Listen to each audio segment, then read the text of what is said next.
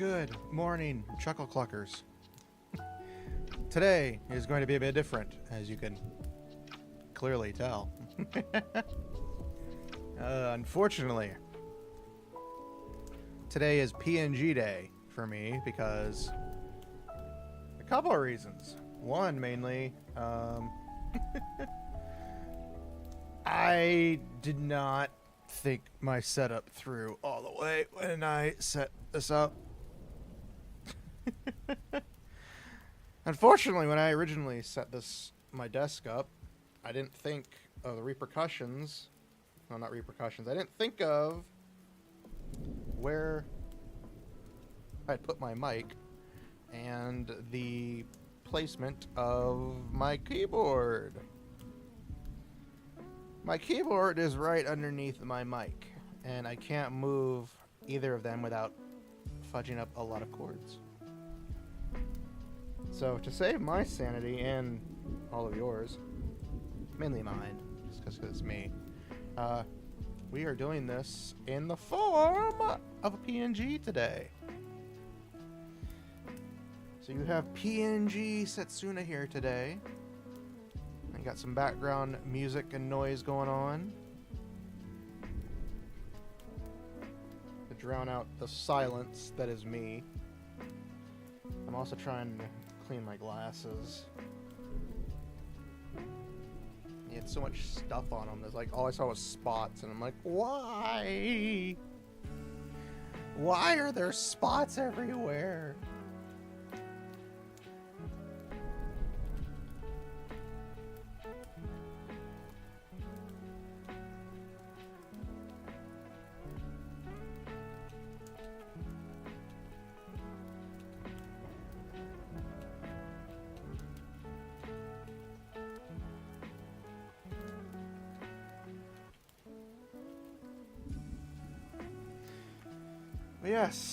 Yes, today is a momentous day as we take a look back into the story.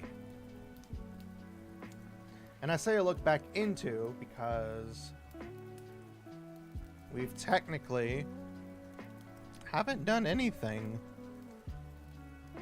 Because I had to the original story we were working on a long while ago, I had to get rid of course. And here we are now, doing another story, because I have problems. And by that, I just mean that I am dumb. I'm dumb. I'm dumb in a lot of ways, mainly in the fact that,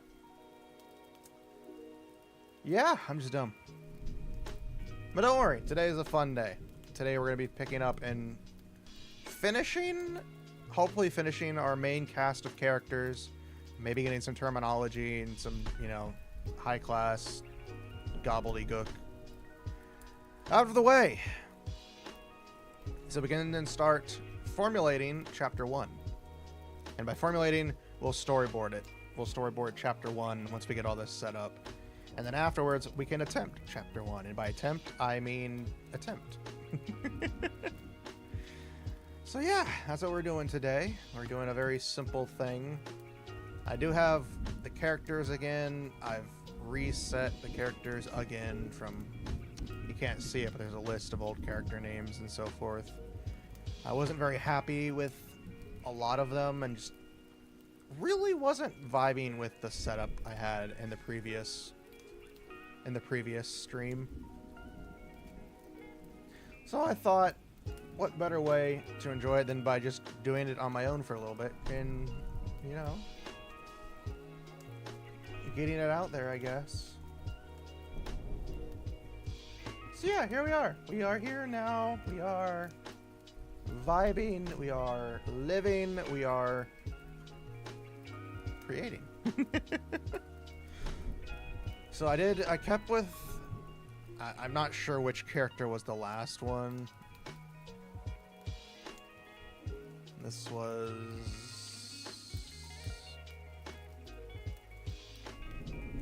This was an older one.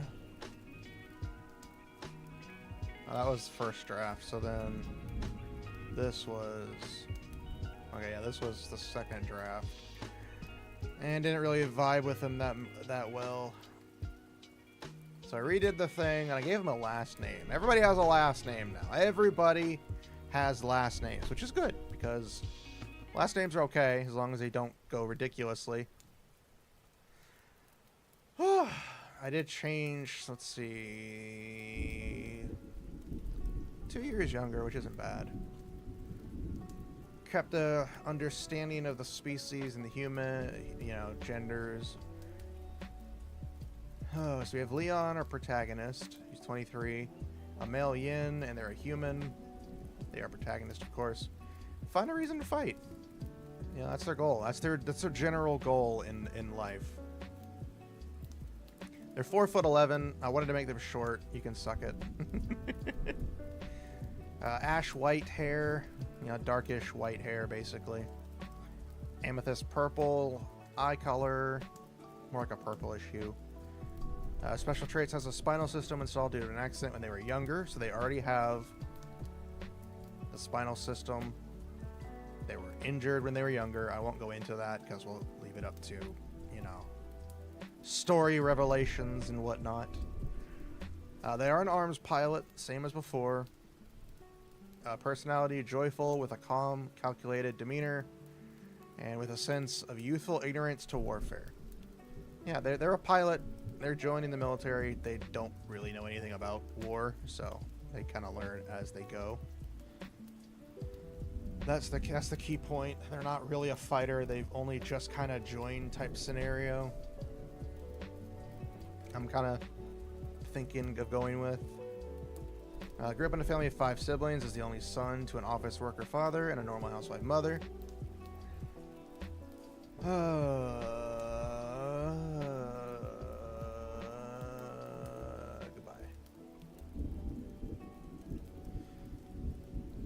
Yeah, so housewife mother. Leon has always had a fascination with robotics, but it wasn't until they met their uncle at a military rally and learned he was a pilot.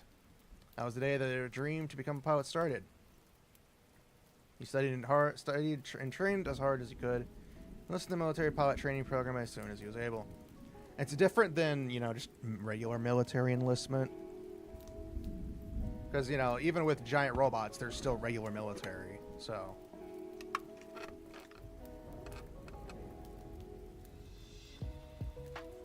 our protagonist Leon enlists in the pilot program. Which, of course, is vastly different than, everything else. Strengths, computer programming, expert pilot, sexual drive, advanced genetics. There's gonna be a lot more to Leon than meets the eye. I didn't mean to make a Transformers pun, but I did. Weaknesses: following orders, height, and no warfare experience. There's probably gonna be more weaknesses as we go on and further develop the character.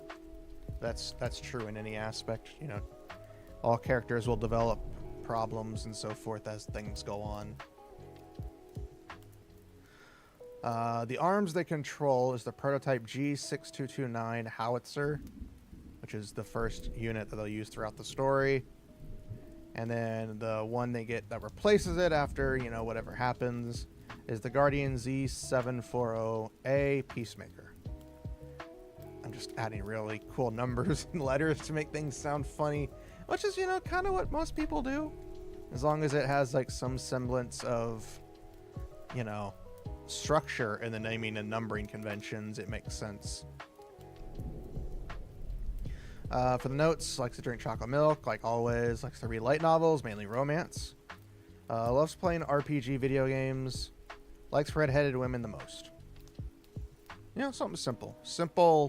Simpleness to it. We have John Howard, the commander / friend of protagonist. 37, male Panthera. Goal: bring the war to an end. Just wants the war to end. He's tired of it.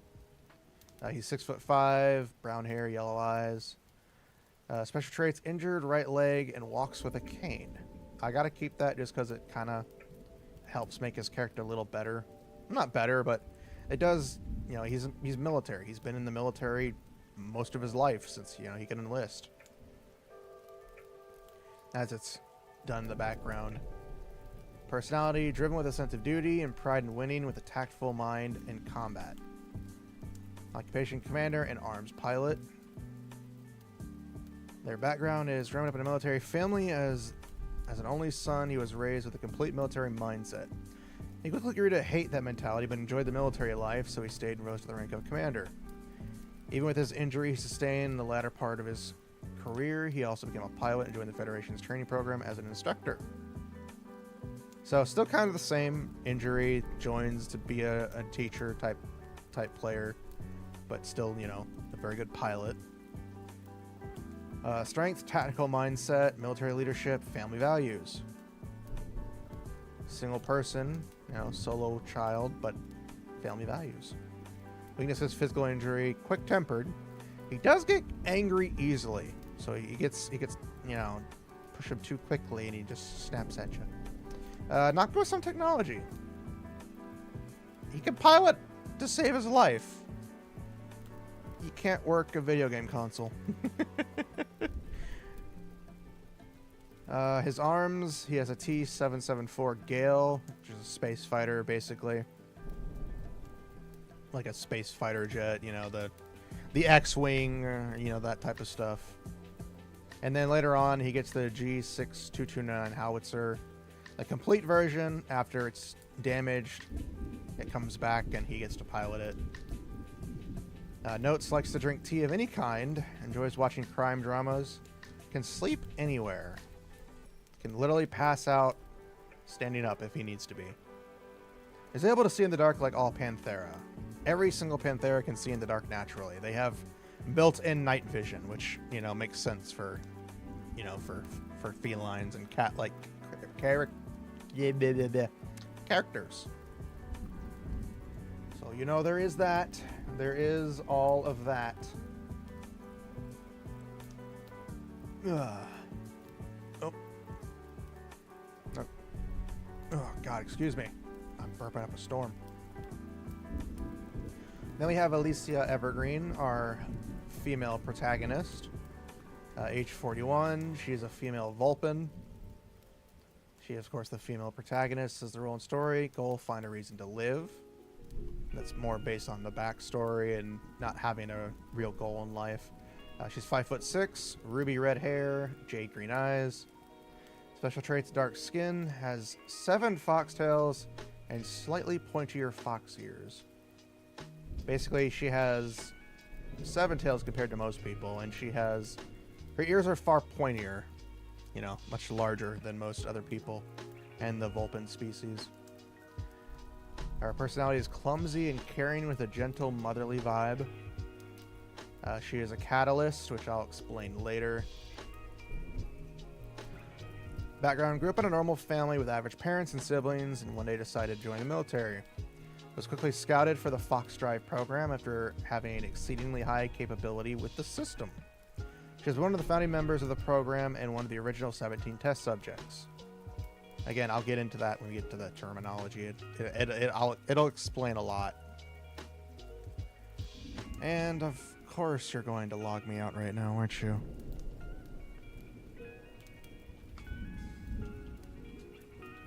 Hold on. Ah, fudge, I don't remember.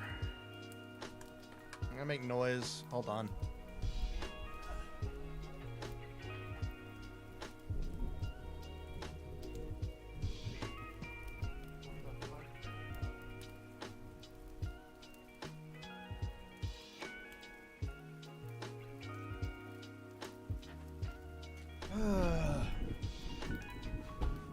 Ow.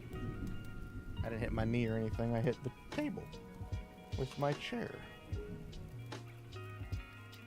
Ugh. I'm terrible at remembering my passwords for some of these things. You're not there, but you're right there.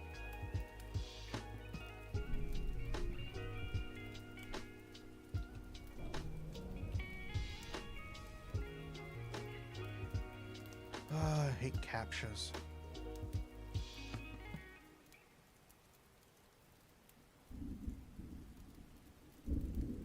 come on. Why are there so many of these things?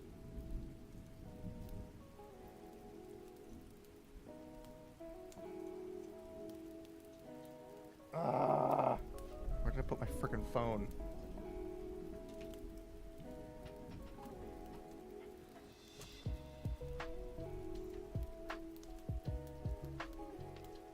Give me a second, you guys. I gotta go find my phone.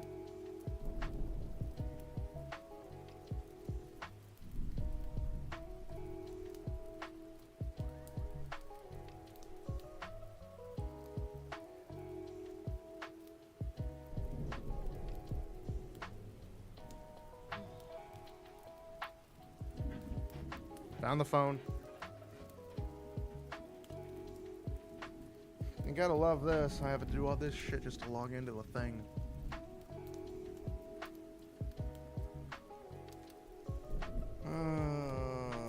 Why does everything hate me today?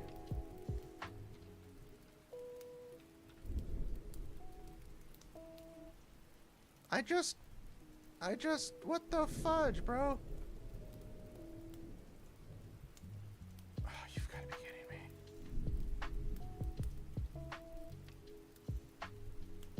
Why are you gonna act like it's not loading? There we go. It's freaking back. What the fudge? Okay, we're back. Again, for like the 9th time.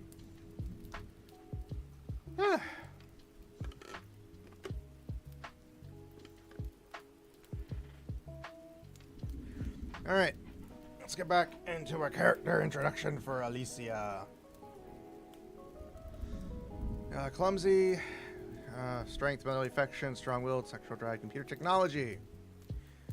Weaknesses, clumsy outside of the fox drive, terrible communication, and cooking skills. She can't cook to save her life. Her gear, her arms, basically, is the catalyst of the fox drive. Note striking. I couldn't spell it correctly, so this is what I got. Wulong tea. I'm guessing that's correct. Doesn't like to wear clothes. Normally just oversized shirts, sweaters, and coats. Loves reading books about architecture and cookbooks. Yeah, she just doesn't like to wear clothes. She will. She doesn't like to. We have our last character I worked on. Off stream, of course. Hilda Fronta. Age 38. Gender female. Goblin. Role and story, mechanic and protagonist friend. She's the friend of the protagonist and a mechanic. Goal, become a legendary mechanic. You know, that's kind of the goal for anybody in a story like that. She's 3'11", brown hair, cerulean blue eyes, has an artificial eyes, and her right hand is robotic. So basically, her right hand is robotic, and she has 2 artificial eyes. Personality crass but caring with steadfast desire to improve herself. Her occupation is an all-around mechanic. She can kind of do anything related with machinery. Background, was raised by mechanic-driven parents who love technology and everything machine. She took the inspiration from them and continued to pursue that goal until she lost her eyesight at the age of 19. With a couple of years setback, she was able to get a pair of artificial eyes and had her right arm replaced of her own free will to enhance her proficiency.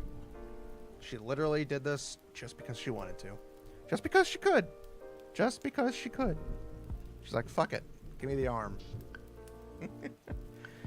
Her strengths are inquisitive, mechanical genius, and robot technology. Her weaknesses are height, ADHD, and basic computer learning. Which is strange coming from a mechanic. She can't sit still to save her life.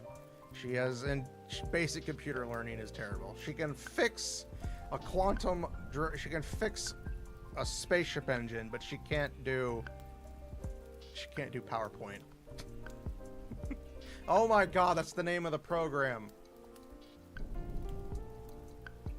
I couldn't remember the name of what PowerPoint was, or the name of the actual program that it was used for.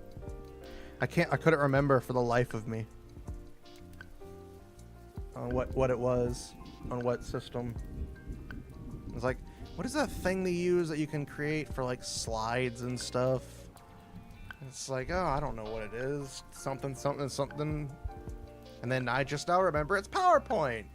Yay. Gear, tools, and lots of them. She basically has an arsenal of... She is the ultimate handyman, if you will. She's got a hammer. She got like 60 different hammers, 300 different drills, at least 14 different screwdrivers. You know, she's got it all. She's got the works. And if you need her for a job, she's got you covered. Her notes: likes to drink alcohol, usually rum. Is normally seen tinkering on something. And can normally be found in the hangar sleeping. Just kind of passes out whenever she wants to, you know what I mean? If you know what I mean, you know what I mean. Can we even hear me? Hold on. Can we even hear me? Hold on. I can hear myself, but I sound so low. I can hear myself, but I sound so low. Then again, Twitch and all of the other stuff make it always sound lower. And all of the other stuff make it always sound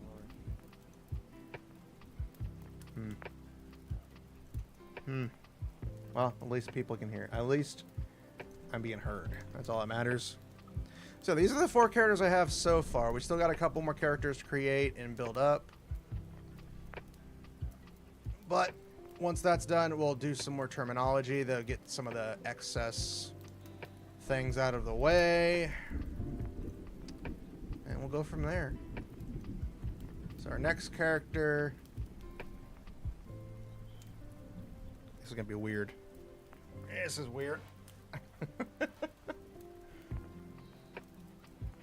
Excess things, you say? I say a lot of excess things. Mainly, this is going to be weird because I have my microphone right over my setup, and I can't see my keyboard very well, so you guys are going to have to suffer through whatever noises you hear. I'm not sorry. Oh, shit. I don't have all my stuff active. Hold on. I forgot to activate text-to-speech. I'm stupid.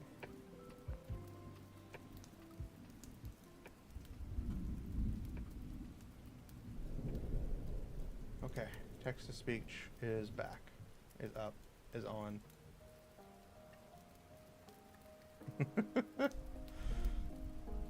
I'm going to go ahead and refund you those points so you can redeem it again.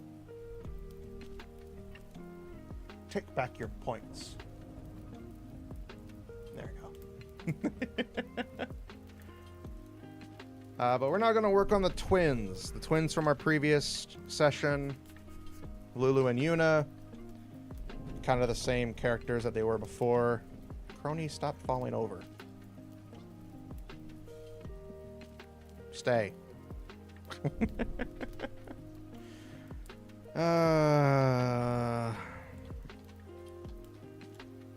What should their last name be? That's the problem. I'm terrible with trying to make up last names. Lulu and Yuna, they need to have the same last name.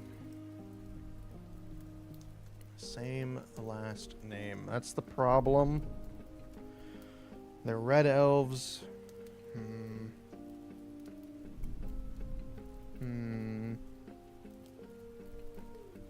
I don't know.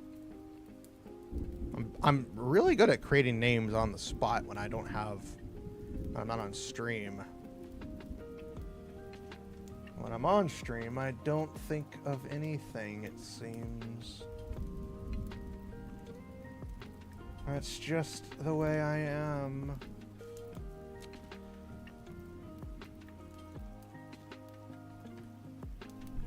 So Lulu.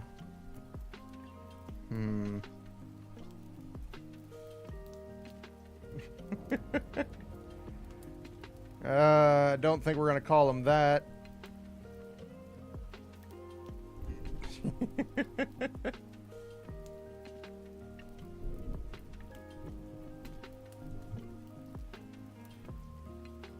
don't know why it always does that.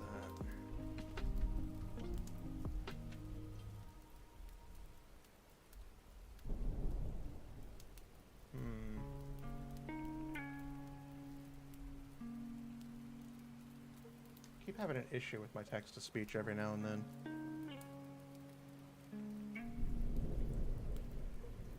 Okay, what should Lulu and Yuna's last name be? A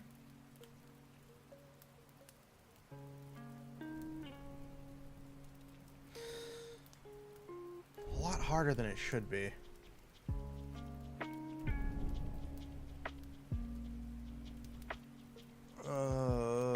I'm terrible at names. I go for something sounding like elf traditional, but then again, this is hundreds of years in the future with spaceships and shit, so traditional elven names probably would go out the window. Or the fact that, you know, it wouldn't matter anymore. Why is my mic sounding like it's not picking up correctly? Like, what is it? Okay, that was fine. Is it because I'm not talking correctly? Is that it? I don't know. I might need to get a different mic for all I know. Okay, what should we have Lulu's last name be?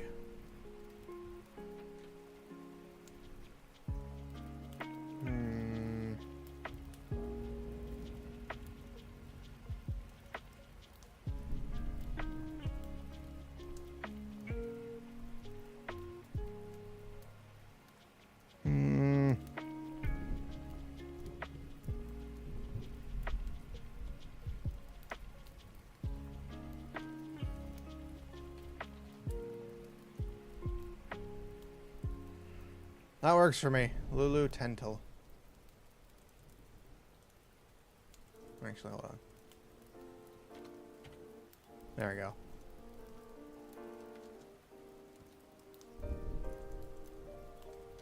Doesn't have to make any sense. Alright. Get their ages. They're kind of young-ish for elves. We'll put them at...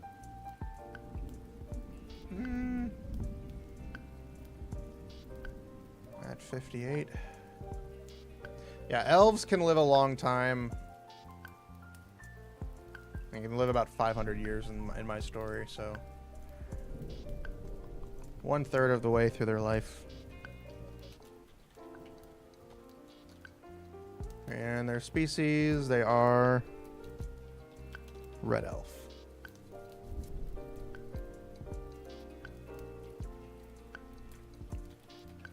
Friend of protagonist. Protagonist. Yes. I am smart. Goal. Goal.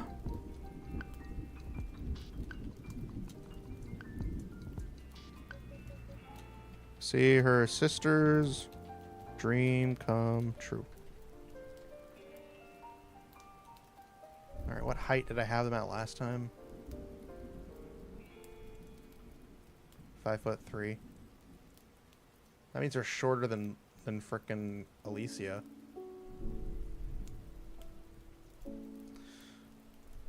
Alright, so they're gonna be taller. They're gonna be tall. They're gonna be 5 foot 10 inches. They're gonna be tall. There are gonna be some tall elves. And again, elves are usually seen as tall, right? I mean, I assume they are. It would make sense. Hair color. I forget. Because all elves in this story. Red elves, reddish skin, black hair, and blue eyes. Okay.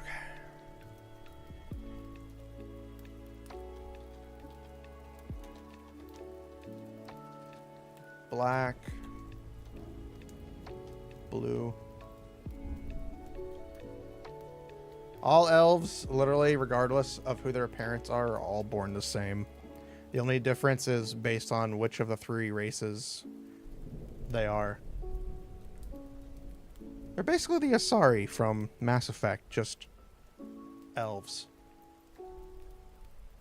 Or did I make that? I forget which exactly. I don't remember much. It's been a little while since I've done this. It's okay, though. Special traits. Special traits for our dear sweet Lulu.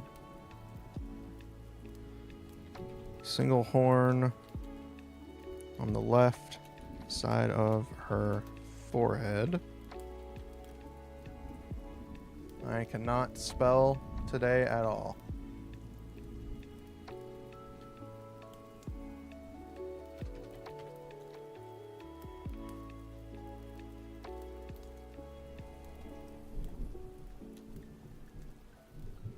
Single horn on the left side of her forehead. I don't think she really needs too many special traits. Again, most of the ones that need it will be... yeah.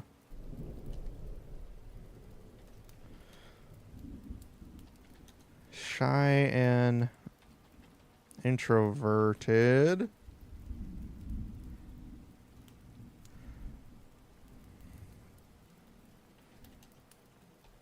But warm and bubbly. Shy and introverted, but cold and merciless. Inside of an arms. Basically, she's a switch.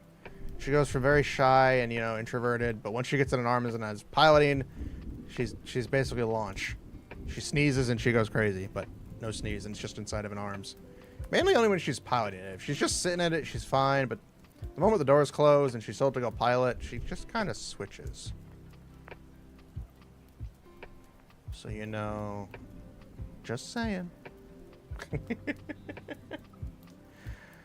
Occupation, she is arms, if I can correctly tap buttons. Arms pilot.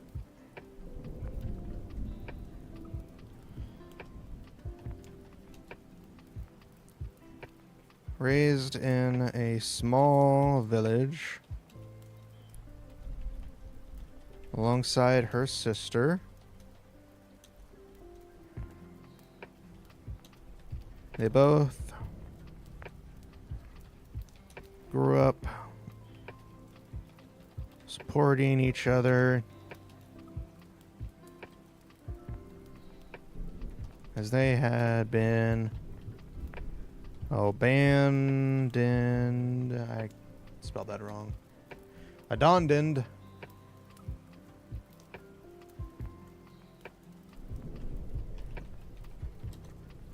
Still spelled that wrong. Abandoned by their parents and left to die. I'll get into that. There's basically like a whole curse thing of twin elves being born.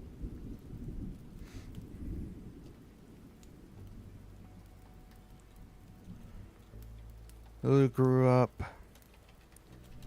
with a fascination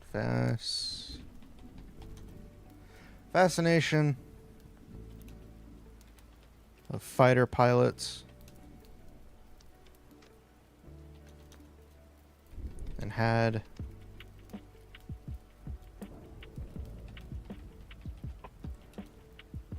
constantly trained to become one.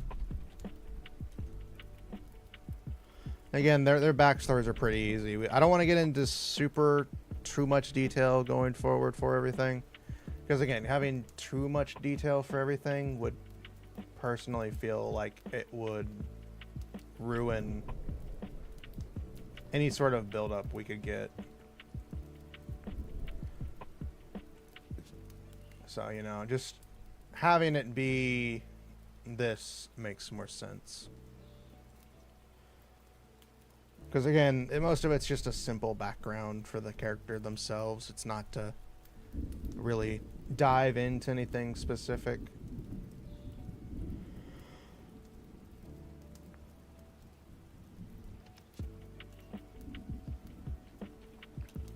Once she was legally able to apply for the fighter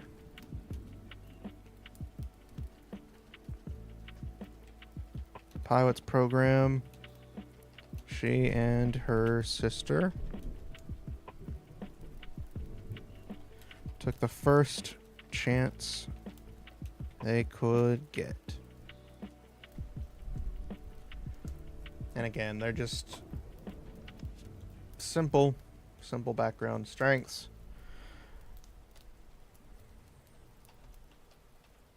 Aggressiveness. I cannot spell. Aggressiveness. She's very aggressive. When she's in the pilot seat pouting, you don't want to piss her off. Outside of it, she's like a cuddly little bear. You know, cuddly little rabbit. You want to just pet her down. I don't know where I'm going with this joke. There's somewhere there's a metaphor in there somewhere.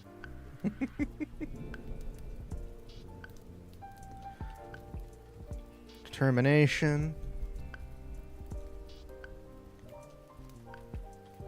Quick reflexes. Hey, welcome. Hello. Panty time indeed. Weaknesses.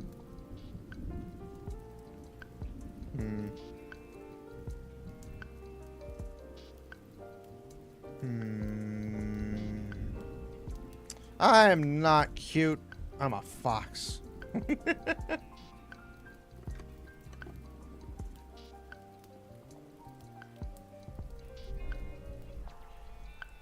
No. Weaknesses.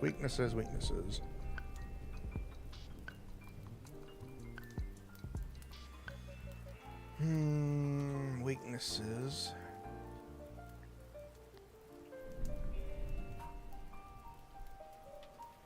Shy and introverted.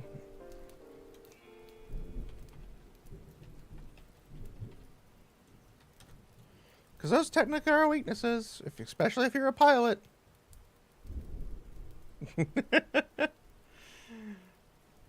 I was trying to go for a different method, but because the Fugi was like, if you use these pictures, it'll look like they're moving. And I'm like, okay, fine.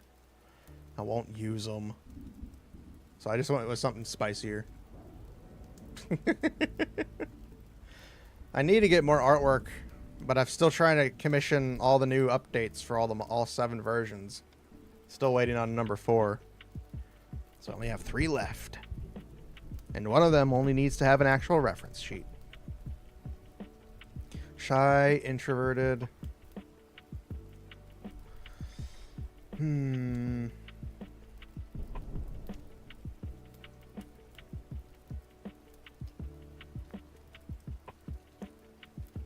Timid. Or maybe shy and introverted, just make her timid. Because, again, when she's not in the pilot seat of an arms, she's very timid. She doesn't really handle things very well.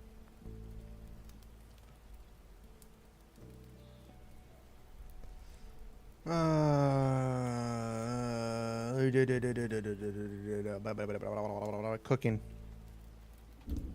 She can't cook. We only have one good cook. Well, we have 2 good cooks in this story. That'd be John and another character I haven't made yet. You don't want her or Alicia near the kitchen. Everybody else can cook. And go get some sleep. Go sleep. Go pass out and enjoy your rest. I'm gonna be here doing story stuff. Doo-doo-doo. Doo-doo-doo. I don't know. Fancy noises. Timid, cooking, technology. She can pilot a machine can't use her phone. Just simplify it. Gear, changing it to arms because she is an arms pilot. Let's see. If the G models are prototypes, the G6229.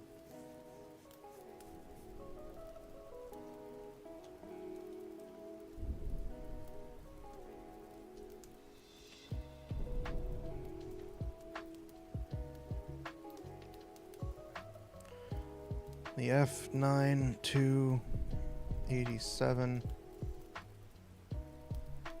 No, no. 388.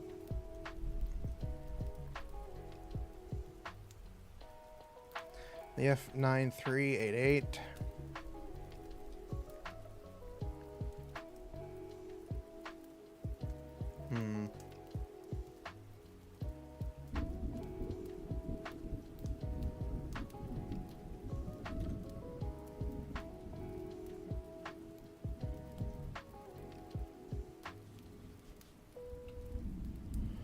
The F9388.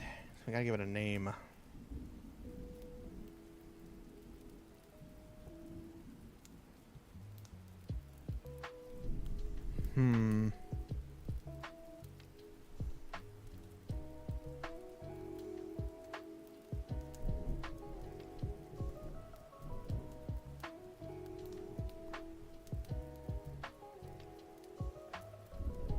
What are we gonna give its name?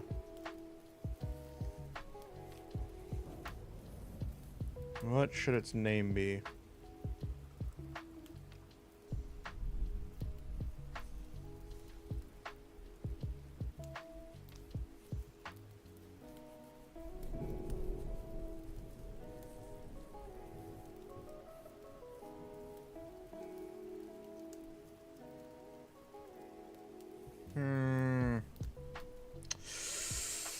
Why am I having such a hard time on names today? Car's trying to think of a decent name that doesn't sound stupid and definitely doesn't try to overshadow. Well, not overshadow, but you know.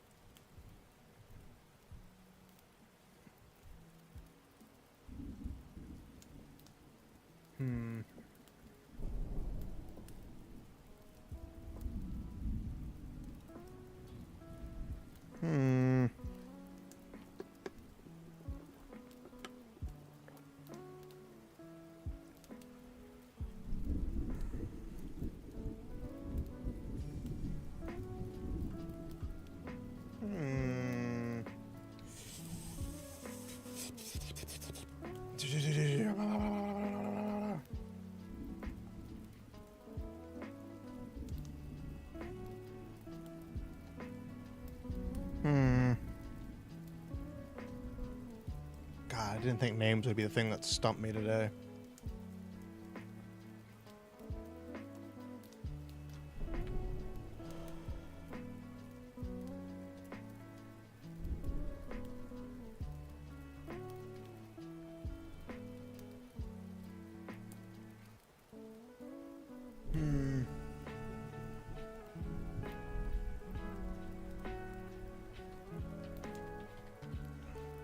The F9388 Paladin. You know what? Let's just go with that.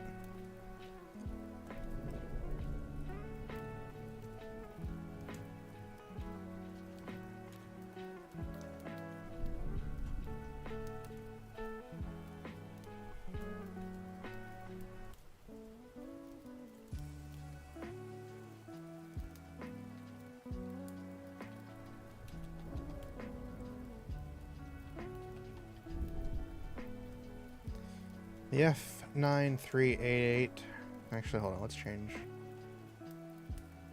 The F3988. Paladin, mass produced.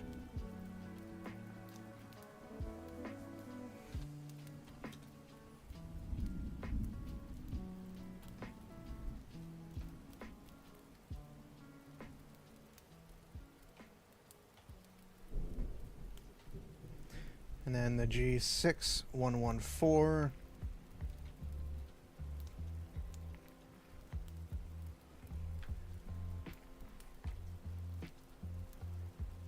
G6114.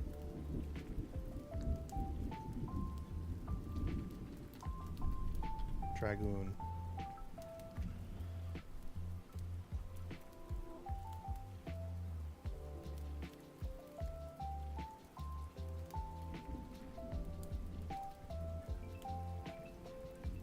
That makes sense to me.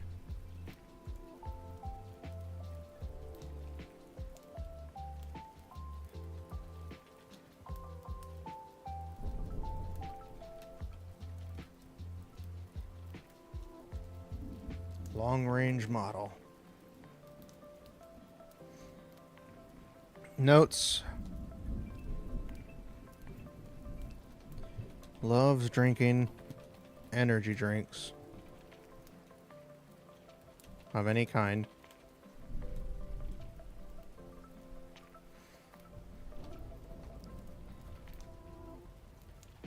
Has a thing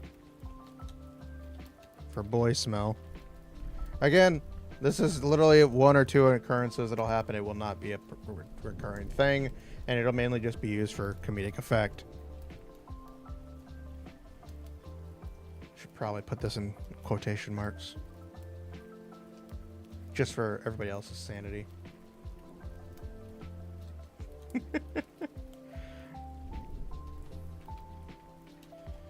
Enjoys reading old comic books.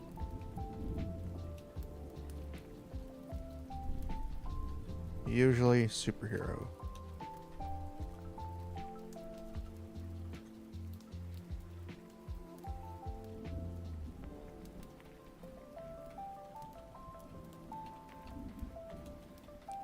Enjoys wearing baggy clothes. There we go. Just a bit of the character, nothing much, nothing really to say too much to it. And of course we have her sister.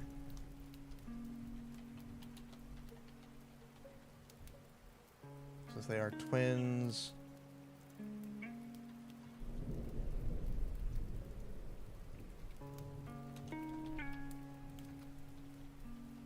Female.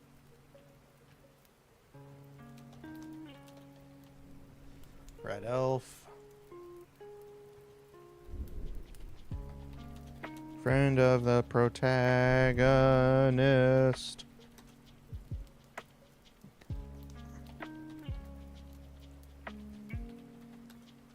There we go. Go see her sister's dream come true. Literally, they have the same goal. They just want their sister, their sibling, to succeed. 5 foot, F foot 11, 5 foot 11 inches. Black hair, blue eyes, singular.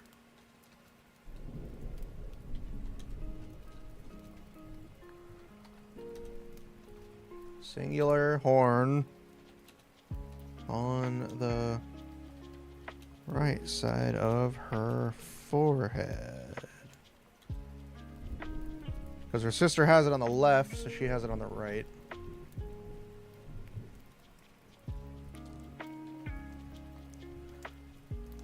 Witty. With dad joke level humor.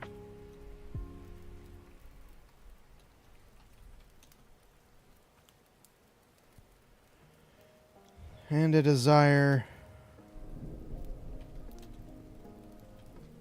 to build. Yeah, makes sense to me. Again, just basic premise. Occupation. Mechanic and engineer. Just gonna kind of copy Gonna copy Lulu's.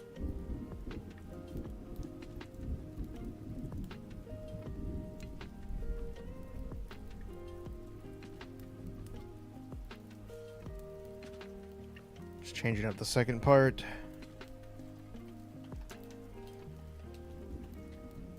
Yuna grew up.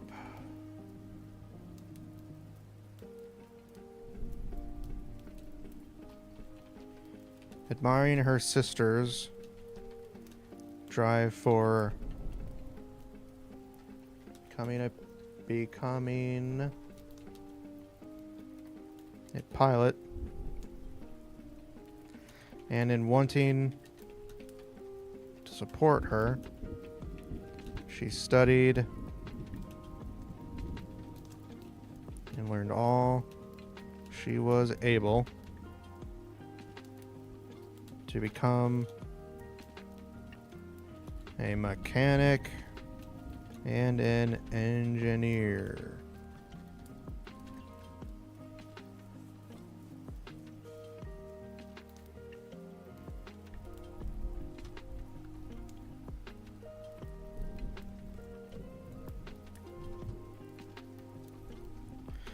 And her sister applied for the pilot's program. She applied for the same, but under a different category.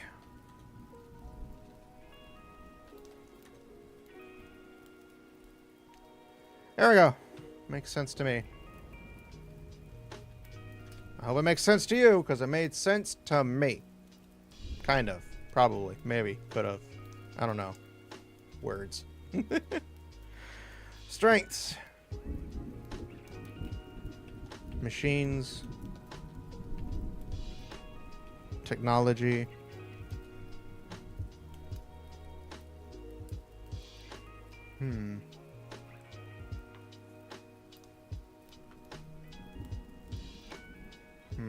Machines, technology.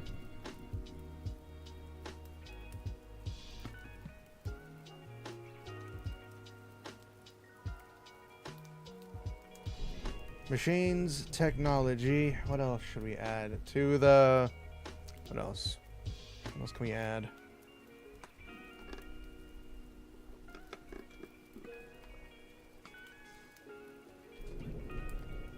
Drive. Well, determination.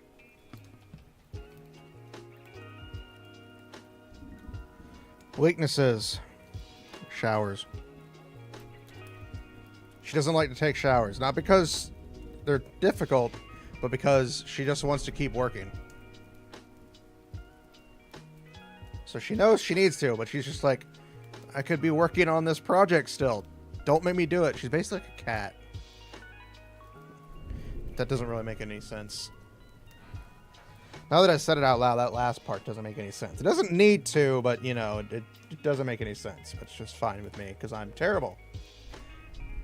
Showers. No, not video games. Showers.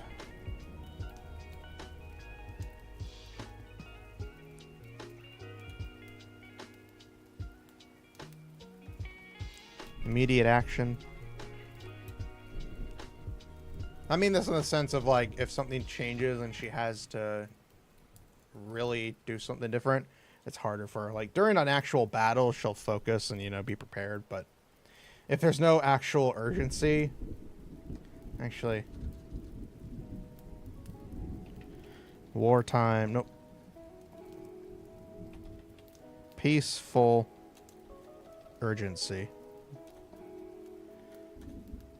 Meaning, like, if there's any situations that arise, she's usually okay if it comes to be, like, outside of battle. Yeah, because during battle, you're going to be focused. You're going to be prepared. You're going to be getting all these things ready. PNG moment? Yes. And unfortunately, I didn't see your message because for some reason, my... restream chat decided to reset itself live on stream. So I can't see some messages from other channels. So forgive me for not noticing, but yes, PNG, because my current setup is not proper for typing on the keyboard and trying to speak with a model on camera. So I was like, you know what, just PNG it today. Well, PNG it when I do my stuff. Yes. So sorry for not seeing your message, and sorry for it not showing up on the stream. Because again, my restream chat thing decided to reset itself live while I was trying to stream. But that's okay, because I still have access to the chats. Just gotta cycle through them every now and then. Shower, peaceful urgency, math. I don't care what it is. She's gonna be terrible at math. She could do all these cool things with machines and technology, but she can't do math. I don't care if that defeats the purpose. I don't care if it makes sense. Doesn't have to. It's going to. She's a genius. Nah, not really. Hilda's the genius. Hilda's a genius goblin. Quite literally. Gear.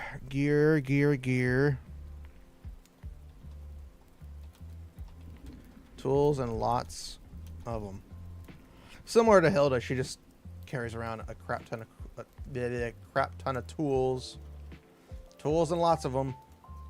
You know, tools and lots of them. Because they don't fight. They're not fighters. They don't go out and fight at all. They don't fight in any capacity. Notes. Like her sister prefers to drink energy drinks.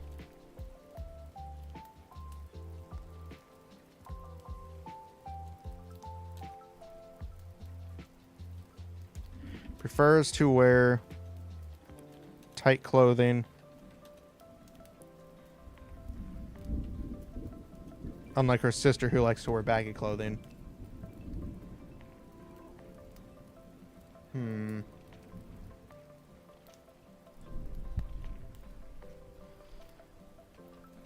Has a penchant.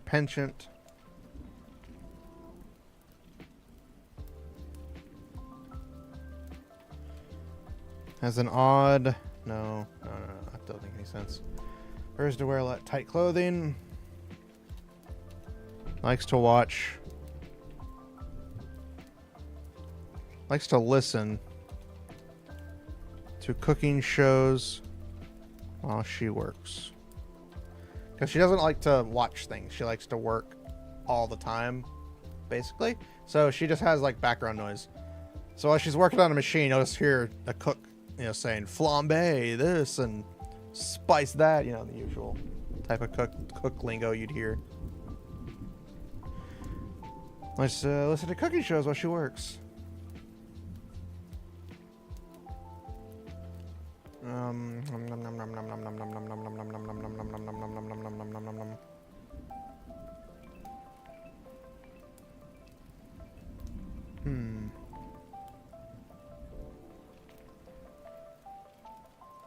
That's good enough for now. Again, nothing super special. These are just basic outlines for all the characters. In a decent basic outline for their backgrounds. Again, nothing super crazy. 1, 2, 3, 4, 5, 6, 7, 8. 2 more characters.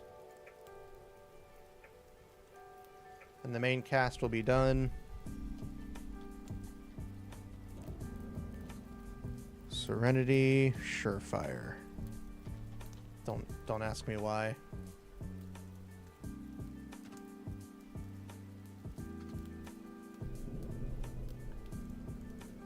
That's gonna be her name. I just thought of it right as I was literally typing that.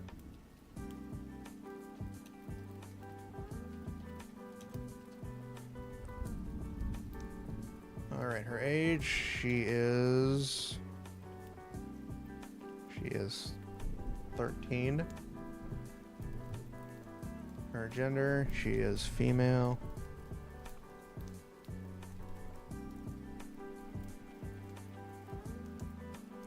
I actually stand corrected. I'm missing a character. So 1, 2, 3, 4, 5, 6, 7.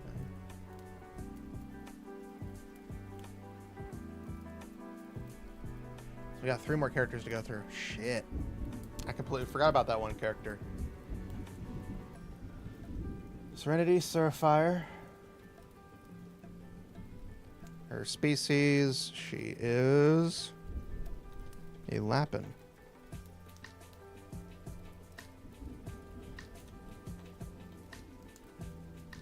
Role and story, she is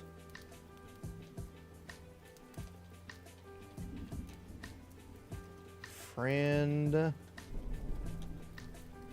of protagonist.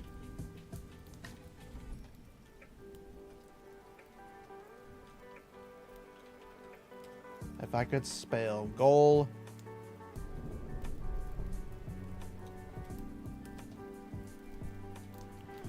Learn all she can of medicine. You heard it here. She is a nurse, doctor. Her height, she is 7 foot 2 inches. Ears included.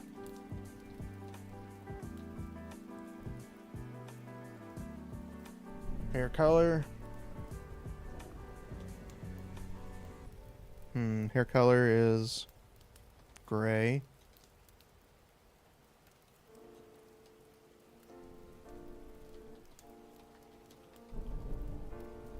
Fur color is the same. Eye color. Hazel. Special traits. Let me...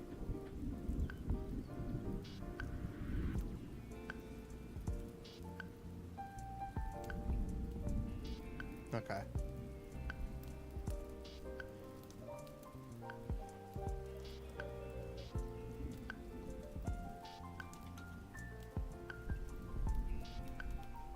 Has spiral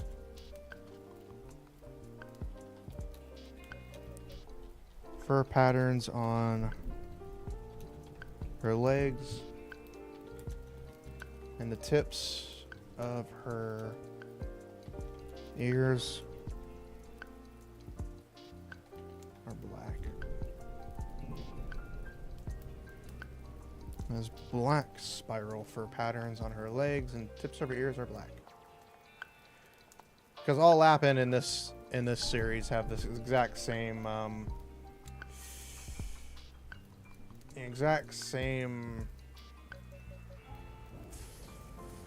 fur color.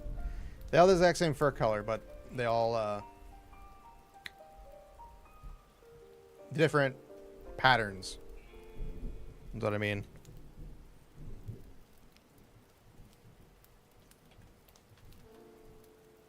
Methodical and precise. I'm spelling that wrong.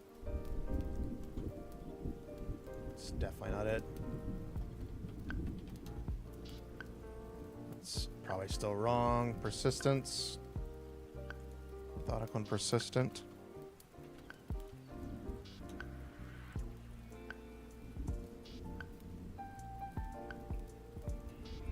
Methodical and persistent.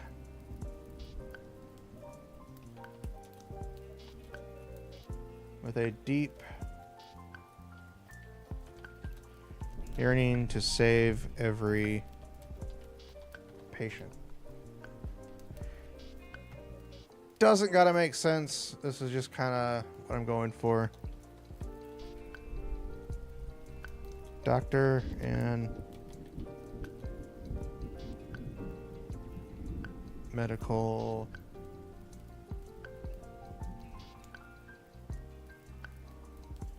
doctor.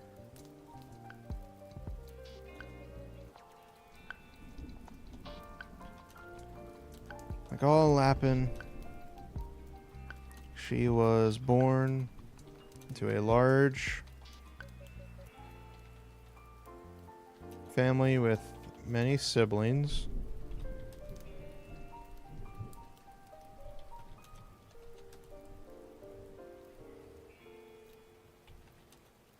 And had her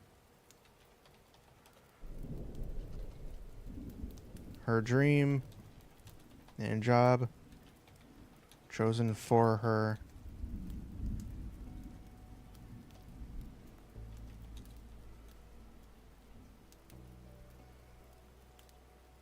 She became a doctor at the age of 7. Again, there's a reason why it sounds so weird. If you've played Mass Effect, you'll kind of know what I mean.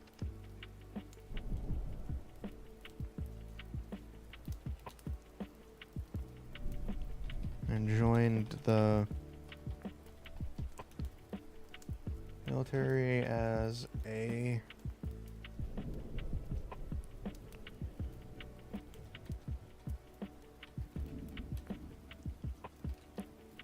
medical lead at the age of 10.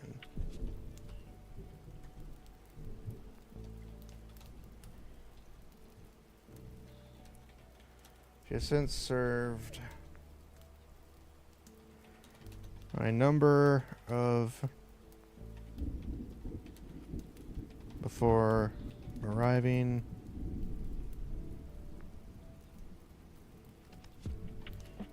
as an officer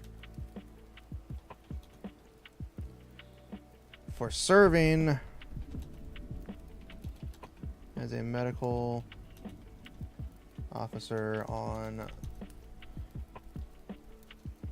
the Federation's 5th Fleet.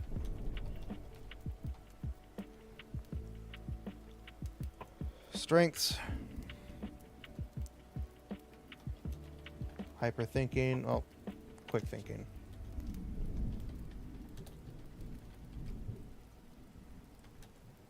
Quick thinking.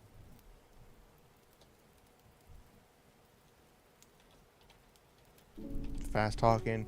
Quite literally fast. She speaks very fast. She doesn't mince her words either. Quick thinking, fast talking. Medical expertise. Because again, she's a doctor. She studied medicine. She studied everything. Because she's literally a genius.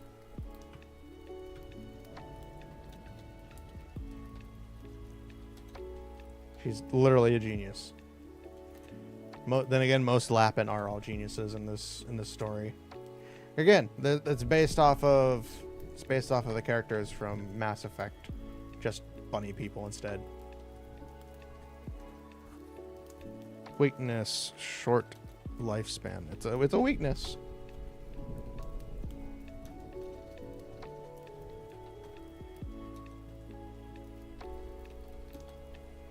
Hyperactivity.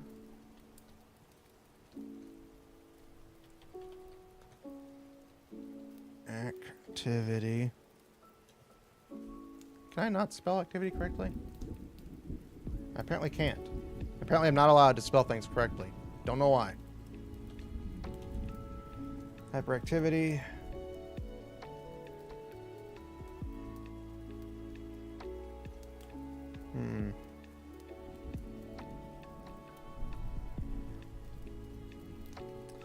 Can't think of anything else. Gear. Medical tools.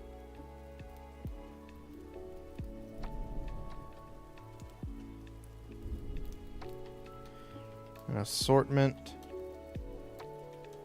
of medical books. I'm not allowed to spell correctly today.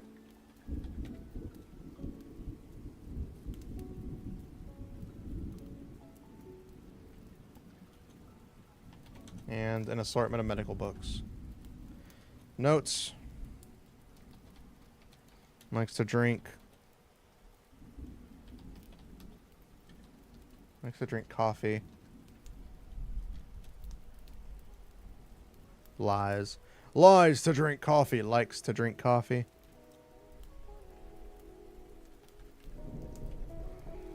Likes to drink coffee.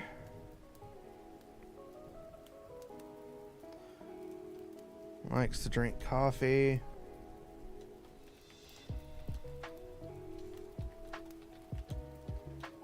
Enjoys listening to random podcasts and audiobooks. Since she has that hyper mentality, she's got to always have something in her ear playing, so she likes listening to the random podcasts and audiobooks. Even if they're completely out of her field of expertise, she'll listen to somebody talking about woodwork or somebody talking about how to ink a painting. She'll listen to anything because she learns it all. Because again, she's literally a genius. Just puts all that geniusness into the medical field. So.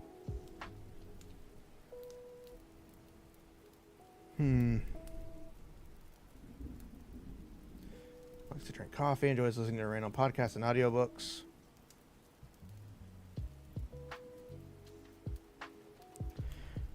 Can run off of 1 hour of sleep. She can sleep for 1 hour and then act as if she's had an entire day or month or a full whatever amount of sleep.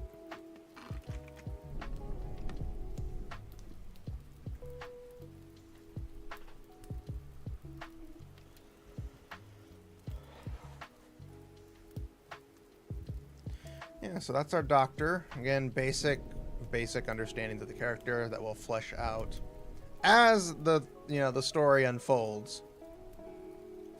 So we have a protagonist, our friend, female protagonist, our first mechanic, the other pilot, the other mechanic, and our doctor.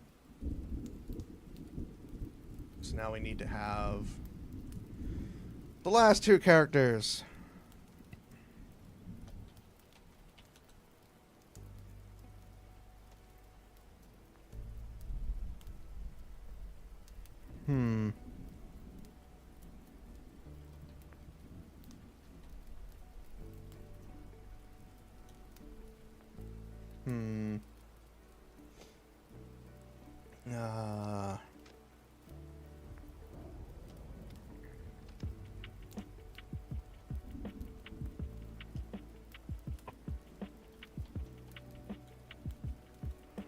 There we go. That's a good enough name for me.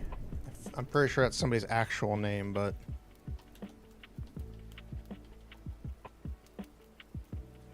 Fasha Greenwell. Age... 33.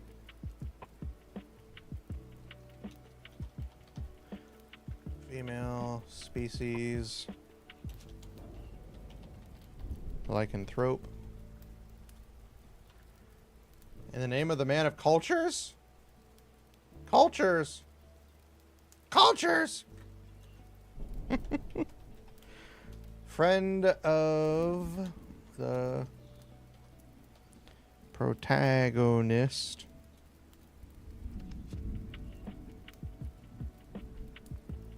Goal. Find a way to end the war. She is 5'4". She's a bit short. Hair color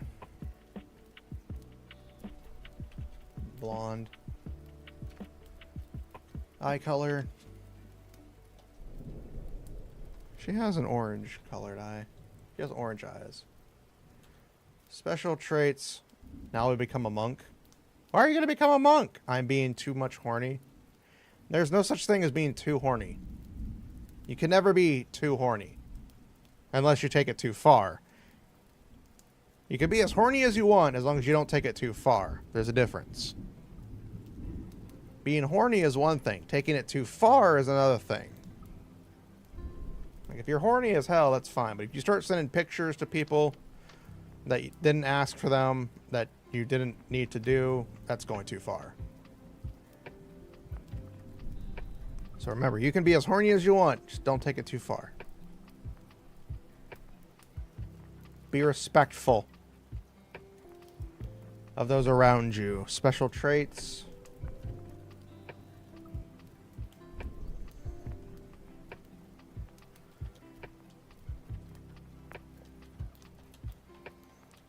Her tail is longer than other lycanthropes.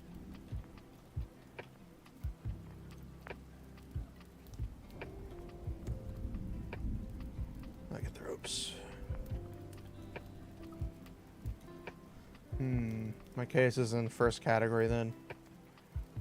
So that's super horny, but I'm confused now. I don't even remember what I said. As long as you're horny but respectful. Her tail is longer than other lycanthropes.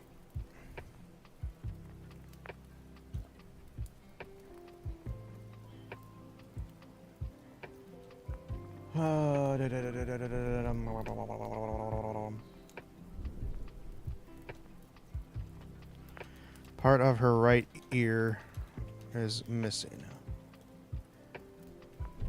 There we go. Lycanthropes are basically werewolves, but instead of transforming, they, you know, don't transform.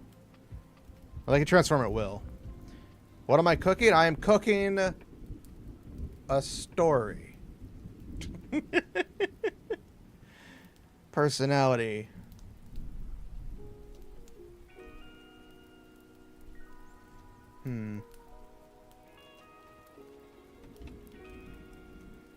Steadfast. The masterful.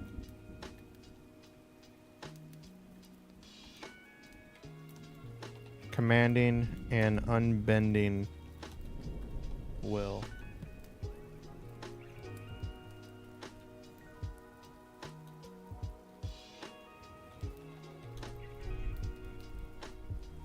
And gentle and unbending will. Gentle and kind-hearted nature. Let me also cook. I mean, what are you trying to cook? If it's a person, no. No cooking people. Admiral of the Federation's 5th Fleet.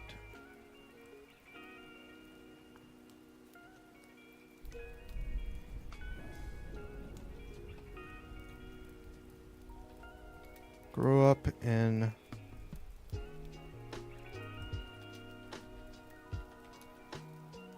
bustling Federation capital.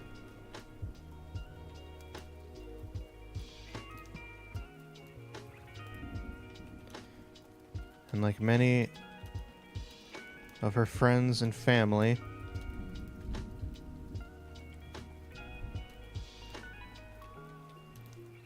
enlisted in the military. I cook the story and plot, not the creature. Enlisted in the military.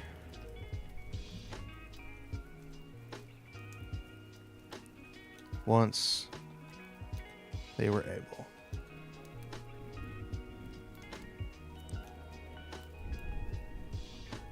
She always found herself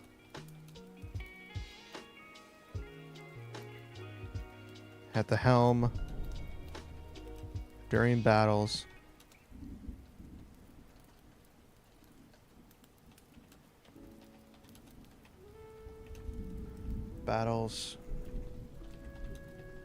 Shouting commands and assisting in operations. Assisting in operations. Okay.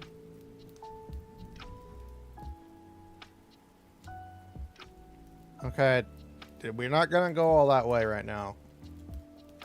You guys should already know my desire for a story, so we don't need to do those details.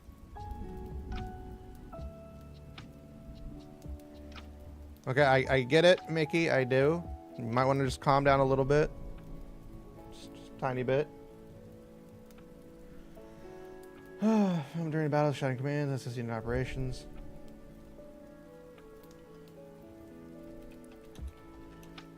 During her service, she was quickly routed through.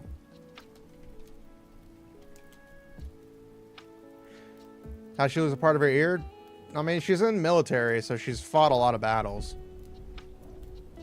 You know, ground force fights and stuff. Because again, just because there's giant robots doesn't mean there aren't normal people. Doesn't mean there aren't normal, ordinary soldiers. Until she was promoted to the 5th Fleet's Admiral position. Yes, this is space. There's giant robots. This is basically Gundams. It's basically Gundam, other mecha animes and so forth. It's giant space. It's Star Wars in space with giant robots instead of lightsabers. And technically no force powers. Technically. Sci-fi or fantasy? It's sci-fi fantasy. Mainly sci-fi, less fantasy. But then again, we have elves and goblins. And minotaurs.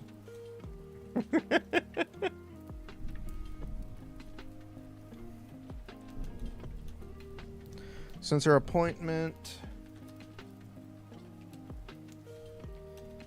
the 5th Fleet has gained a reputation. I am not able to spell today.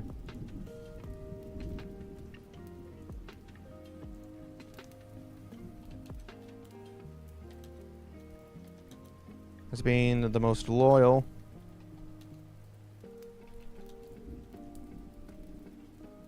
and is said to have never lost a fight.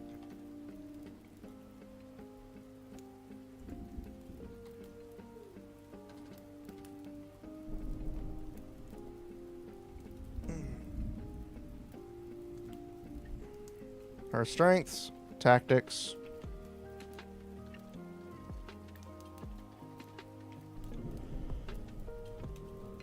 She's a military strategist, basically. She's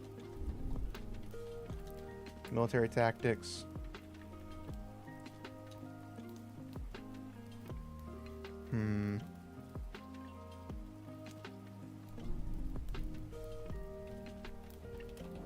Commanding aura.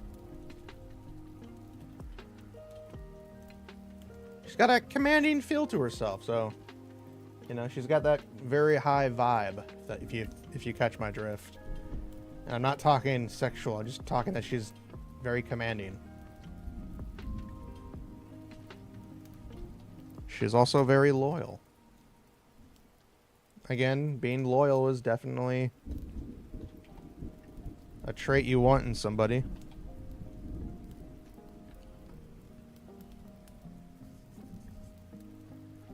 Weaknesses.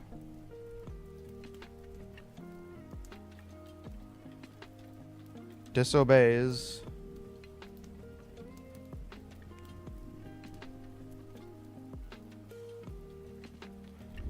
Dislike of the command structure.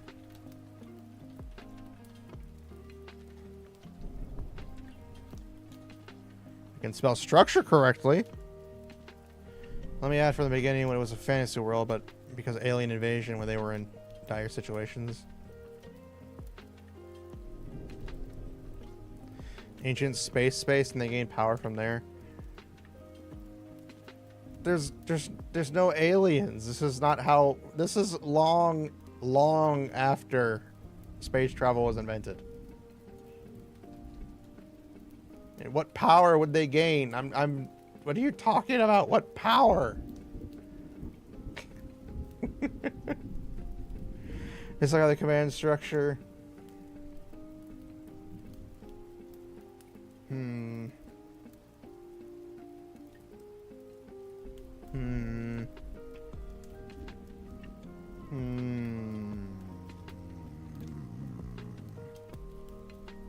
Knowledge to travel to space.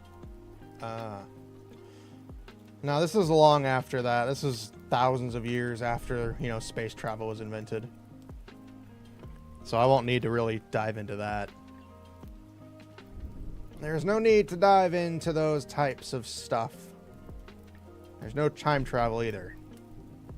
I've already set that ground. No time travel whatsoever. Because fuck time travel. That just makes things confusing.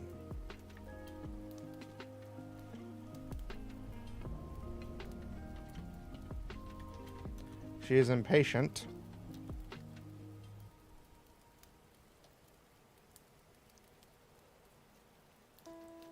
Just like the command structure and impatient. Those are two decent weaknesses, especially for a commander. Sci-fi and fantasy don't work no matter what. I unfortunately cannot full screen these goods. I will get banned. However, I can not have that pop up. I gotta keep remembering I have some things that I can't show you guys. Where is it? Camera roll. Do I have it in the camera roll? No, it is.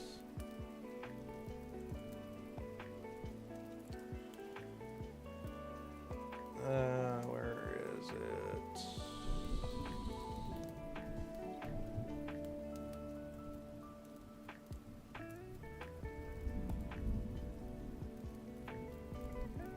There you go. There's the goods for you guys. That's what you wanted, right?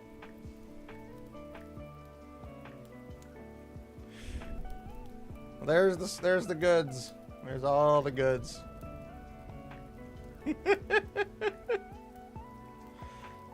You redeemed it.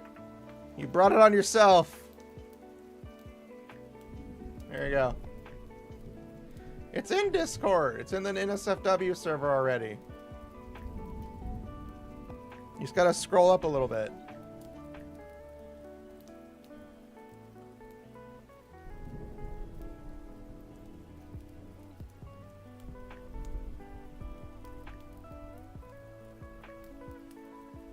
There we go. Just put it over there. There you guys can see it now. You happy? I'm gonna get banned.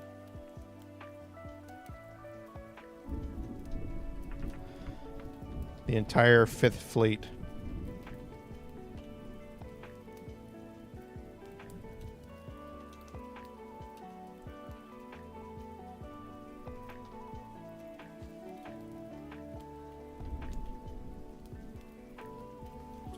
Alright, well, we're waiting for the ad to end in a couple of seconds. I didn't realize the ad had already started.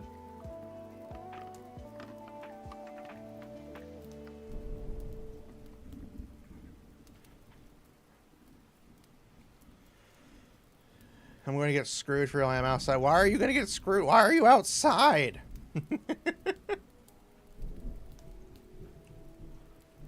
It's not my fault you decided to look at this stuff outside.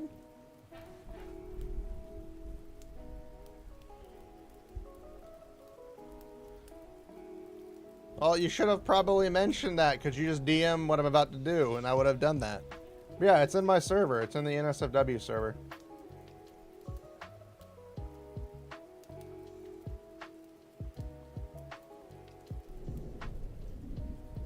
Scroll up a little bit. Yeah, it's not very far in the NSFW. I reach home? Well, then go home. Why are you driving? Why are you watching a stream and driving? Don't do that. Stop it.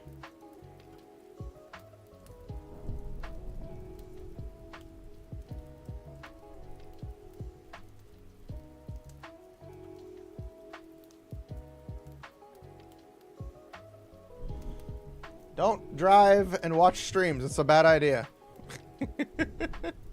Wait to get your food. Well, get your food. Alright, her notes. The notes for our dear Fasha Greenwell. Likes to drink. What does she like to drink?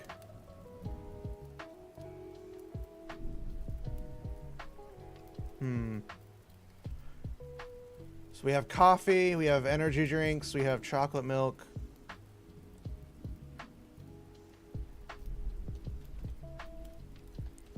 Fizzy flavored water. Fuck it. She likes to drink fizzy flavored water. That's what she's drinking.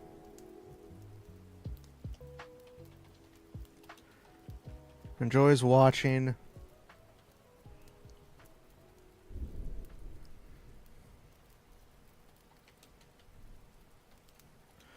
Old school internet videos.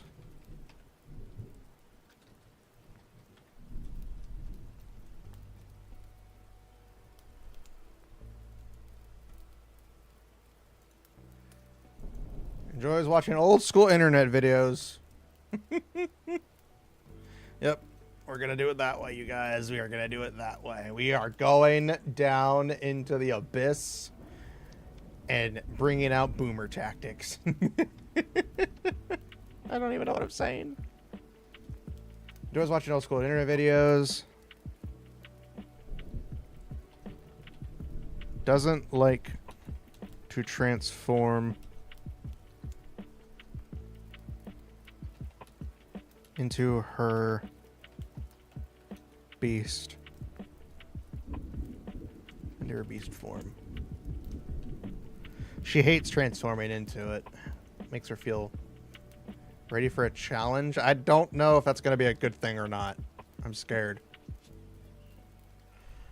I am quite scared indeed. Speaking memes. Fuck! I'm gonna... Memes.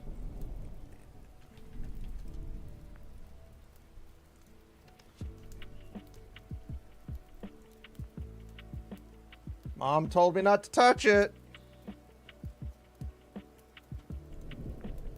I'm on a seafood diet. I see food and I eat it. I don't think that memes what you think it memes. Laughing at memes on Teams. Me. Work that I should be doing. Before and after being called a good boy. To those of you who read political memes and don't get into pointless... Okay, then that's a... PLV, your friend is making up a word that you'll be repeating for the next 4 months. Yeah, I might have to change it. I might have to change that one. That one, big open room, no enemies. This is a boss room. Yeah, we'll probably have to change that one. Nothing wrong with it, it's just... It's a little difficult to do. You gotta have something a little easier to do, probably. Probably speak in, like, partial tongue. I'm kidding. That would be even worse.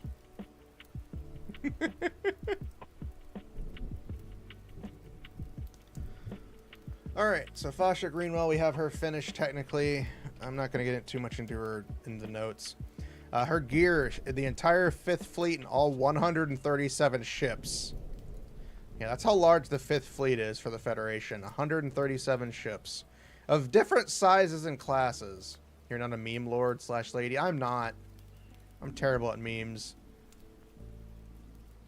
I'm very terrible at memes. All right, we have one more character left to introduce. So we have Leon, we have John, Alicia, Hilda, Lulu, Yuna, Serenity, and Fasha. So we have 1, 2, 3, 4, 5, 6, 7, 8. We need one more character.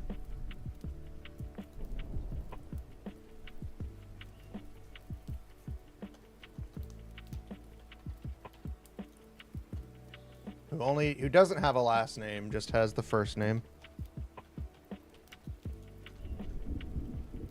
I'm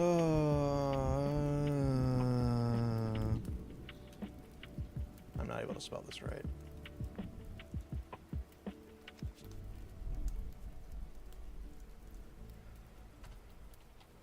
Self-near.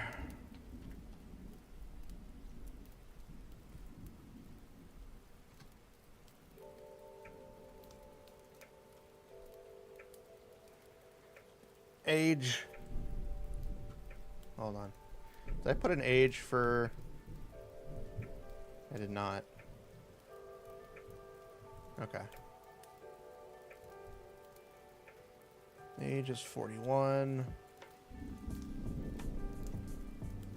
Gender.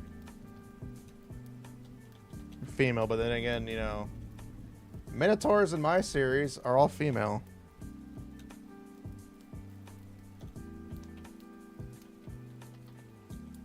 Minotaur.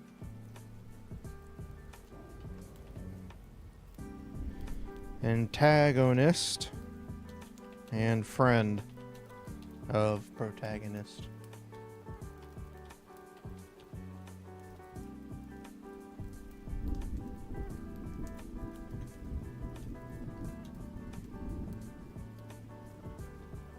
To follow orders. That's her goal. That is her goal. Height. What height did I put them at?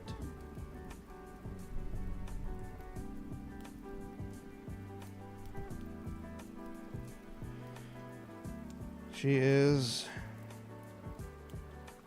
6 foot.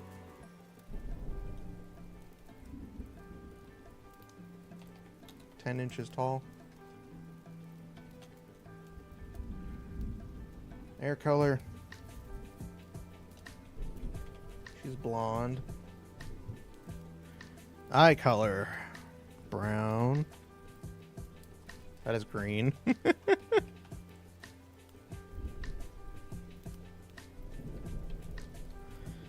Has 4 horns protruding the top of her head.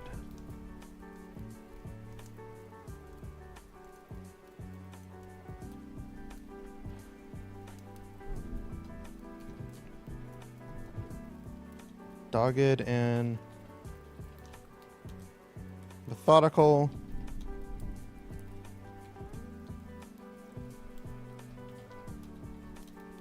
With a desire to complete her objective, no matter the cost. Again, she starts out as an enemy, but she, you know, becomes arms pilot, executioner.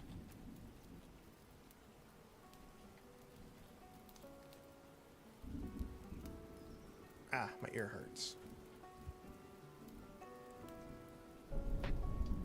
Why the ear always gotta hurt?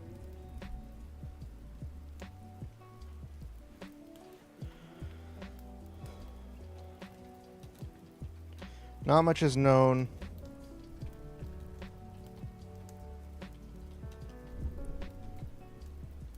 Well, self-near.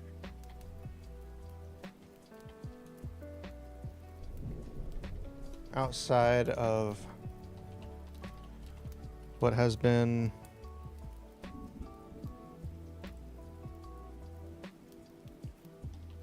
leaked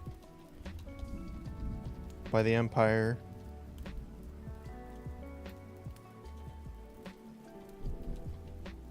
It said she joined military at a young age.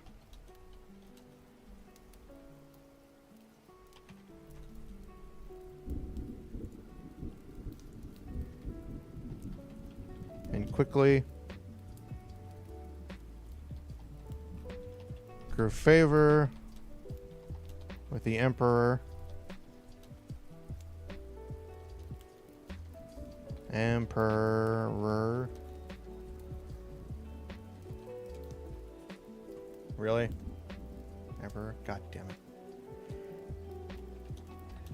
And was placed among his top elites as a member of one of the 72 judges.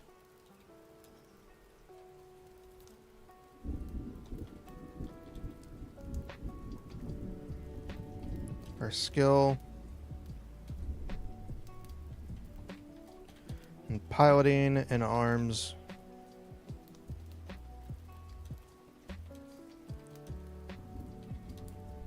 to be one of the best.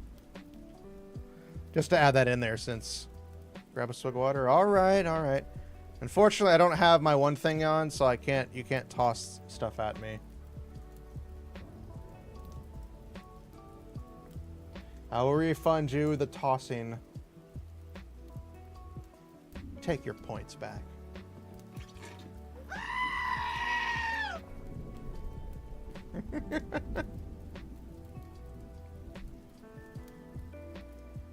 I'm being screamed at today.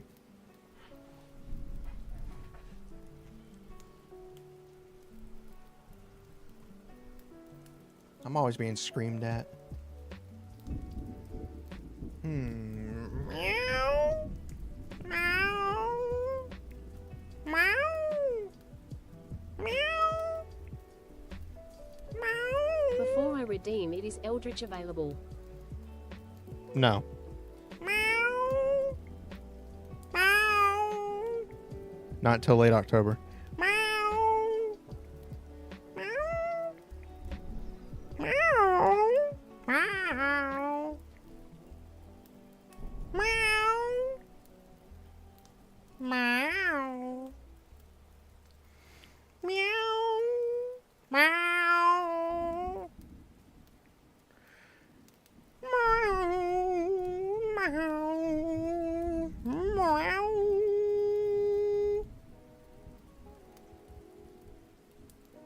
Meow. Meow. That actually hurts my cheeks. I don't know why.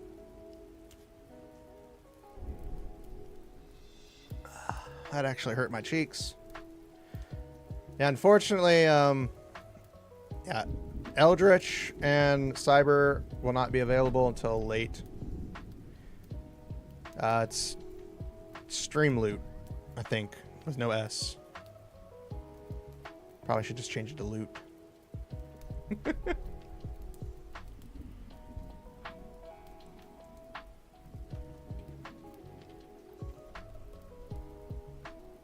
There you go.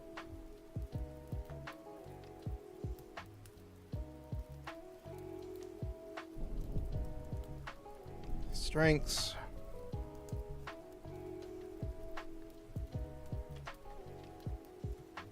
Determination. She's definitely a... If I was a cat girl, I'd sound like that. That's definitely probably true.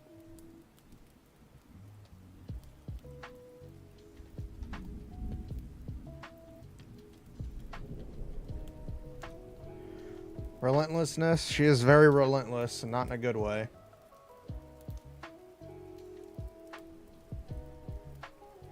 Determination, relentlessness, ruthlessness.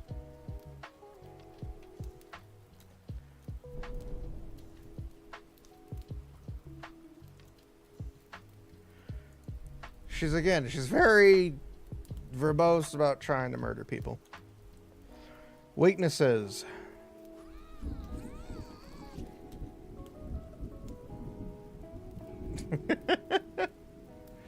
Change the title if I was a cat girl, okay.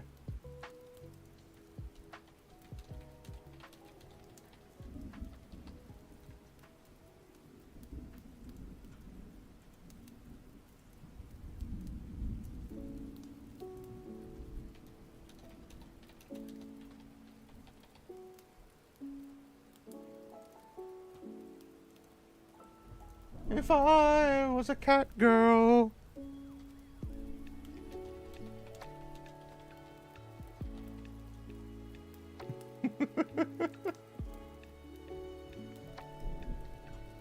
Ah. All right. Weaknesses: short-sighted.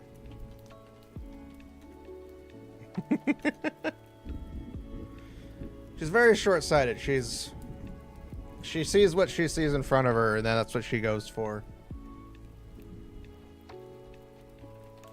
Planning. She's exceedingly skilled at combat. Not very good at planning. She usually just brute forces her way through all of her objectives, and that usually works. Colorblind? No. No, we're not going that type of weaknesses. This is just generalness for the character. This is just general, like, things for the character, rather than, like, it's in grayscale only. We're not going that route. These are more like physical or mental weaknesses, rather than, like, you know, pure physical. Which is why... What is with you guys and trying to make everybody have a disability?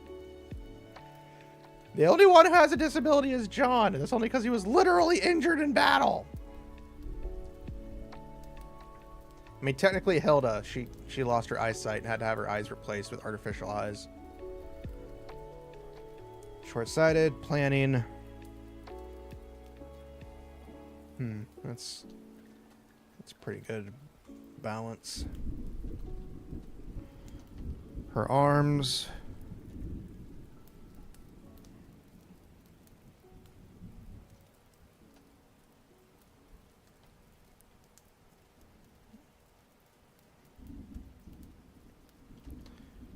The TR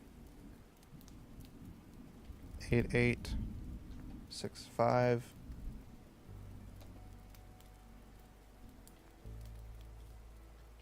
Reaper.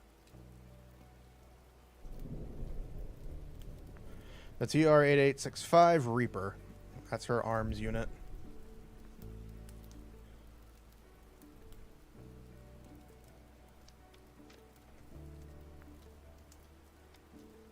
Notes.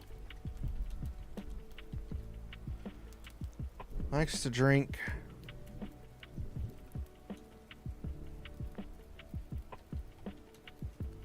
cold beer.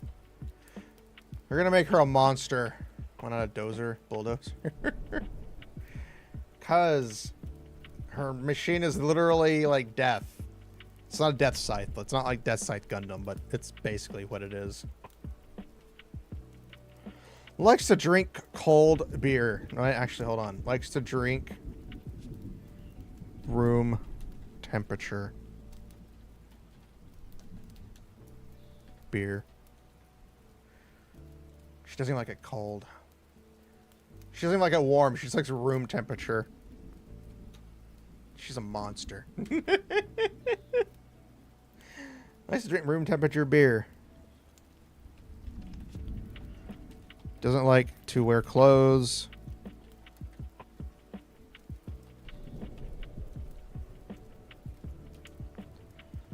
She's similar to Alicia in that aspect. She just doesn't like to wear clothes. She'll wear them, doesn't like to. Oh, crap. I didn't see you guys messaging on YouTube. I'm so sorry. It's not popping up for some reason.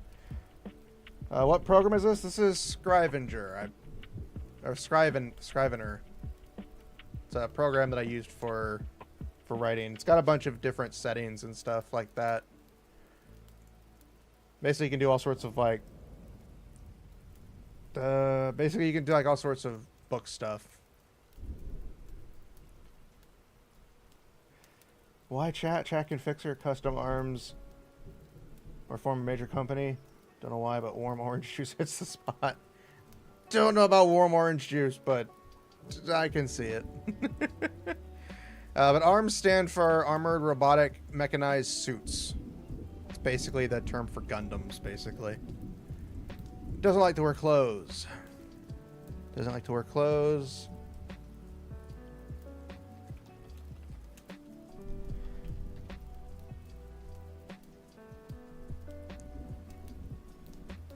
can eat a lot of food. And I mean a lot. She's a very, very, very...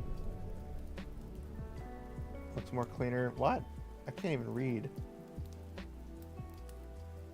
Can we get rid of these stupid ass emotes? I can't even read the chat because that have that stupid emote in there. And then MS word. Oh, okay, there we go. Did she go to random eating competition? No, she's just a very big eater. She's just very big eater. Basically, just imagine in the anime trope of a character who can just pack away food. That's basically her. She just doesn't go to competitions.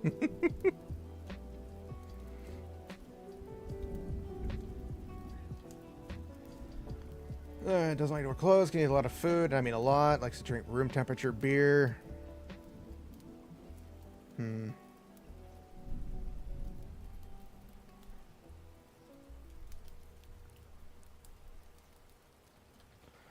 Likes to pick on short people. Parentheses, which is most everyone. Because she's taller than 90% of the people that she meets. Voider. Not so much. Not so much. Alright, so that's Selfnir. She's a female Minotaur. She's an antagonist at first, but then becomes a friend. Her goal is to follow orders. She's 6'10", blonde hair, brown eyes. Special trait has 4 horns protruding on the top of her head. Personality dogged and methodical with a desire to complete her objective, no matter the cost. Occupation arms pilot, executioner. Her background is not much is known about Selfnir outside of what has been leaked by the Empire. It is said she joined the military at a young age and quickly grew favor with the Emperor and was placed among his top elites. As a member of one of the 72 judges, her skill in piloting and arms is said to be one of the best. Her strengths are determination, relentlessness, and ruthlessness. Weaknesses, short-sighted and planning. Her arms model is the TR-8865 Reaper. Notes likes to drink room temperature beer, doesn't like to wear clothes, can eat a lot of food, and I mean a lot. Likes to pick on short people, which is most everyone. Of course, we have Fasha Greenwell, 33, female lycanthrope, friend of the protagonist. Find a way to end the war. She's 5'4", blonde, orange eyes. Her tail is longer than other lycanthropes, and part of her right ear is missing. Is buying the program worth it? Best on PC or mobile? I feel it's worth it. It's a one-time purchase. You purchase it once and you can use it in whatever. You just probably have to re-download it for other PCs. I don't know if they have a mobile version, but like they have a bunch of different stuff that you can do, like, you know, getting started with tutorials. They got a bunch of different settings that you can do, like, you know, radio, tape dramas, comic strips, you know, general fiction, non-fiction novels. You know, they have a bunch of different things that they have, and of course they have, like, you know, manuscript formats and paper books, and you can have like a notes section. They have like a lot of stuff, so it's really good for. It's really good if you're trying to like build up everything to your story, and it's very multifaceted. I enjoy it because I needed something better than Microsoft Word, so I went with Scrivener, and it's worked out pretty well. And they have updates to it as well, all sorts of cool stuff. She has a height complex. Riding on mechs makes her feel like she's wearing very fancy high heels, huh? Professionalism, exactly, for both. She doesn't have a height complex. She just likes picking on small people. It's just something she does.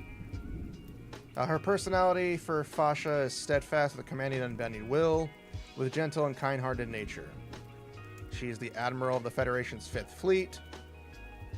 Grew up in the bustling Federation capital, and like many of her friends and family, enlisted in the military once they were able. She always found herself at the helm during battles, shouting commands and assisting in operations. During her service, she was quickly promoted through the ranks until she was promoted to the 5th Fleet's Admiral position. Since her appointment, the 5th Fleet has gained a reputation as being the most loyal and is said to have never lost a fight. Have you added a yandere? Technically, Selfnir would be considered the yandere of the group, but technically no. Her strengths are military tactics, commanding aura, and loyal. Her weaknesses, dislikes of the command structure, basically the higher-ups, you know, the big wigs. And she's also impatient, which is strange for a commanding officer. Her gear is the entire 5th Fleet and all 137 ships.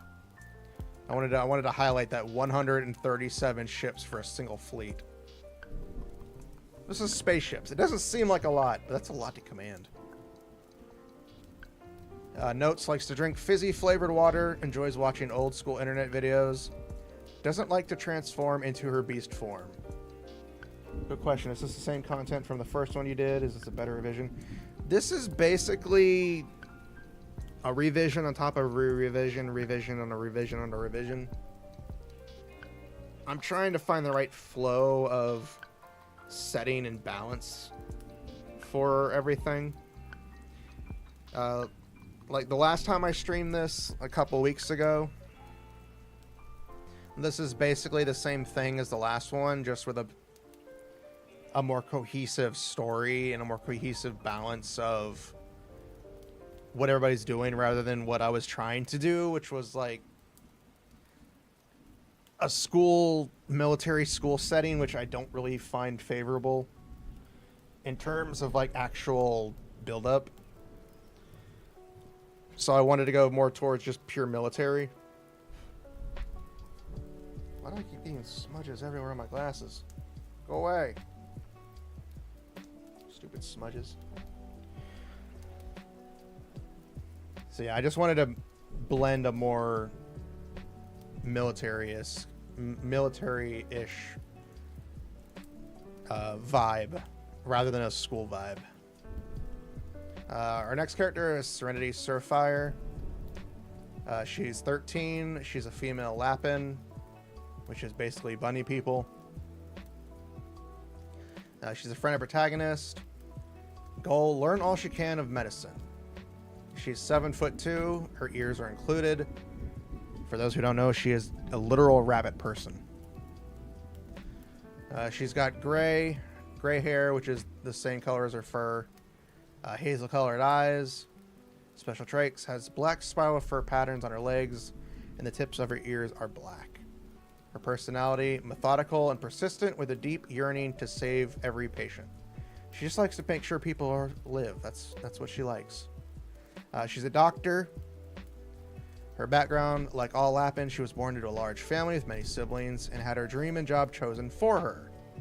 She became a doctor at the age of 7 and joined the military as a medical lead at the age of 10. She has since served on a number of vessels before serving as a medical officer on the Federation's 5th Fleet. So she is one of the doctors on the Federation's 5th Fleet. And again, if you don't understand why she's so young, just imagine the Mass Effect characters. Military school isn't all that hype. It's just a school with added dress code and afternoon marching, I guess. Technically, yeah. The problem for me was more so the actual setup for it was weird and really hard to nail down. So I wanted to change that up to better fit a balance. Her strengths are quick thinking, fast talking, medical expertise, and she's literally a genius. She wasn't keen on being a doctor. It's what her family had chosen for her. Basically, since Lapin have very short lifespans, the parent chooses for the child, and the child just kind of has to go with it. It's a very, you know, you're my child, I tell you what to do type of situation. And they kind of go with it because, again, they have a very short lifespan compared to every other species. Weakness, short lifespan, hyperactivity. She's basically always doing something. Gear, medical tools, and an assortment of medical books. Again, she's a genius. All Lapin are usually considered geniuses. And again, if you've played Mass Effect, you get what I'm getting at with this character. I wasn't trying to go for a 1-for-1 on the design of the character, but I think I did. Likes to drink coffee, enjoys listening to random podcasts and audiobooks, and can run off 1 hour of sleep.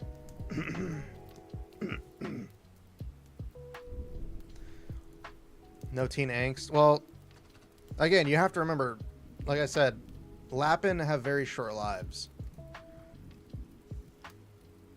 Lapin species, a humanoid bunny-like species that is known for its short lifespan of about 40 years. Every Lapin has the same fur color, but have unique fur patterns that adorn their legs and ears. They are most known for the heavy advancement in technology over the years. So, like I said, they're literally a short lifespan species. So they kind of don't really argue with what they're chosen for. And again, that's not all of them, but the majority of them are just like, okay, my parents said I do this, so that's what I'm going to do for the rest of my life. Just kind of how it works. We have Yuna Tentil, 58, female red elf. She's the friend of the protagonist. Her goal is to see her sister's dream come true.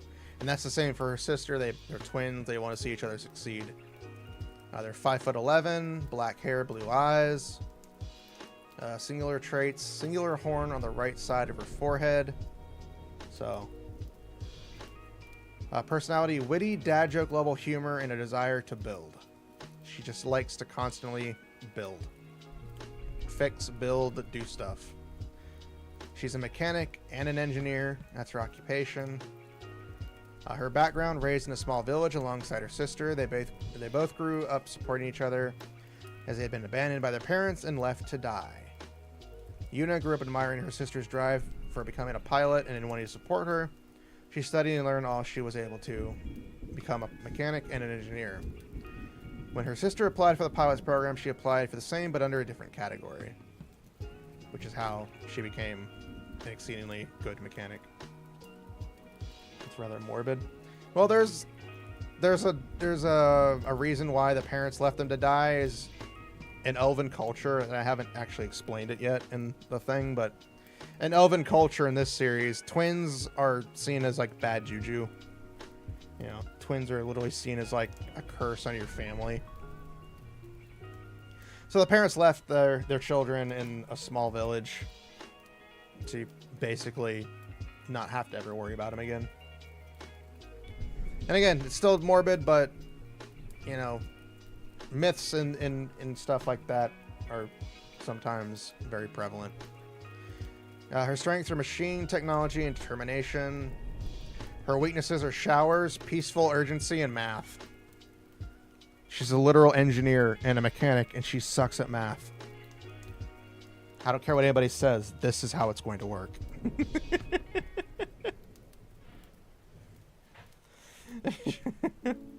She's going to be terrible at math, but she's also going to be fixing your machine, so get used to it. Her gear is tools, and lots of them. Any sort of tool, she's got it. She's got it all. Notes. Like her sister, she prefers to drink energy drinks, prefers to wear tight clothing, likes to listen to cooking shows while she works, because she's always working, always doing something. She just likes to listen. And her sister, Lulu Tentil, 58, female red elf. Roll the story for 10. Friend of the protagonist. Her goal is to see her sister's dream come true. She's 5'10". Oh shit! Hold on. 5'11". Hair color black, eye color blue. Special trait, single horn on the left side of her forehead. Because again, elves in this series have horns that come out of their forehead. But because when they're twins, the horn splits to one horn on each twin. So it's usually seen as like a curse and, you know, stuff like that. So most elves are like, oh no, you're a cursed child. Get out of my house or I'll kill you type situation. Most of them don't survive. It's dark. But you gotta have some darkness in a story. Otherwise you just have a Disney TV show. And I don't want that. As fucked up as it is, it's sometimes you gotta have some darkness in your story because in real life there's darkness that you don't want to admit. Personality, shy and introverted, but cold and merciless inside of an arms. She's basically a switch. I mentioned that earlier. She's basically a switch. Outside of piloting, she's just shy, introverted, you know, just let me vibe, don't bother me. But once she gets inside of an arm, she's basically a trash talker. She's an arms pilot. Similar background, raised in a small village alongside her sister. They both grew up supporting each other as they had been abandoned by their parents and left to die. Lulu grew up with a fascination of fighter pilots and constantly trained to become one. Once she was legally able to apply for the pilot's program, she and her sister took the first chance they could get. Strengths, aggressiveness, determination, and quick reflexes. Weakness, timid, cooking, and technology. She doesn't know how to cook. She's terrible at technology. She can pilot, but not good at anything else. And then, of course, her arms are the F3988 Paladin, the mass-produced version. And then she will also receive the G6114 Dragoon, long-range model. Notes, loves drinking energy drinks of any kind, has a thing for boy smell. That's a joke, or it's a recurring joke that'll happen throughout the story. Enjoys reading old comic books, usually superhero types, and enjoys wearing baggy clothes. Again, you gotta have some funny quirks for your characters, otherwise it gets pretty boring. Now we have Filda Fronta, 38, female goblin. Mechanic and protagonist friend. Become a legendary mechanic as her goal. She is 3'11". She has brown hair, cerulean blue eyes. Special traits, has artificial eyes, and her right hand is robotic. She literally had her right hand replaced to be robotic. Personality, crass but caring with steadfast desire to improve herself. She always wants to improve. Occupation, all-around mechanic. Background, was raised by her mechanic-driven parents who love technology and everything machine. She took the inspiration from them and continued to pursue that goal until she lost her eyesight at the age of 19. With a couple of years of setbacks, she was able to get a pair of artificial eyes and had her right arm replaced of her own free will to enhance her proficiency. Basically, she lost her eyesight and got it back, and then she was like, you know what? Give me that robotic hand. Just because she wanted it. So yeah, her right hand is robotic. Strengths, inquisitive, mechanical genius, and robotic technology. Weaknesses, height, ADHD, and basic computer learning. Again, she can repair an engine. She can fix an arms unit. She doesn't know how to work PowerPoint. Her gear is tools and lots of them. Lots of tools. Lots and lots of tools. Similar to Yuna. She's basically the similar type to that. Notes, likes to drink alcohol, usually rum. Is normally seen tinkering on something. And can normally be found in the hangar sleeping. She usually doesn't go into her room. She just passes out in the hangar. Alright, we're going to start from the top to go to the last three characters. We'll start with John, though, and then we'll finish up our two main protagonists. John Howard, age 37, male Panthera.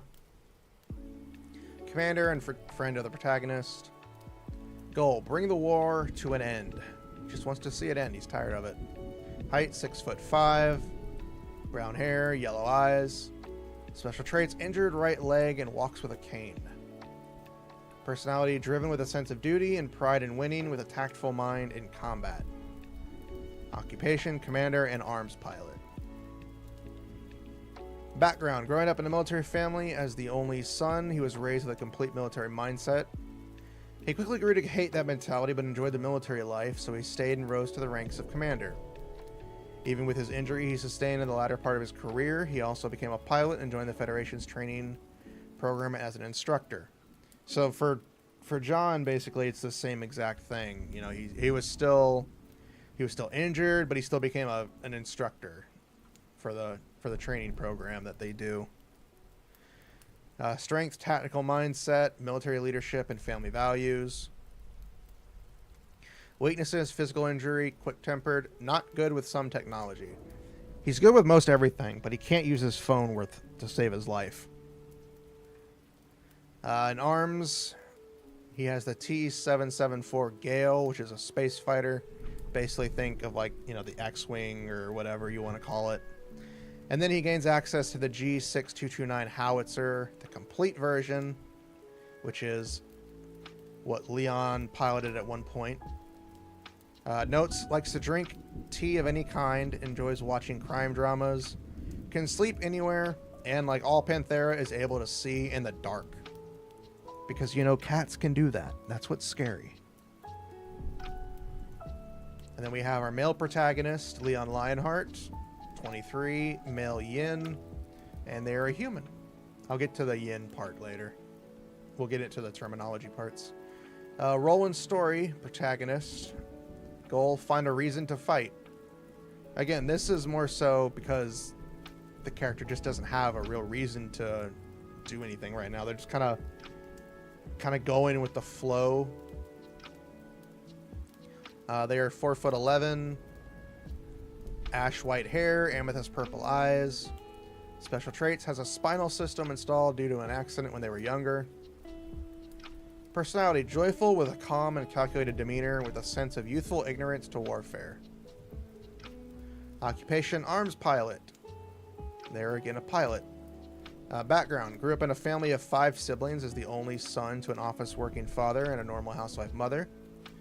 Leon always had a fascination of robotics, but it wasn't until they met their uncle at a military rally and learned he was a pilot. That was the day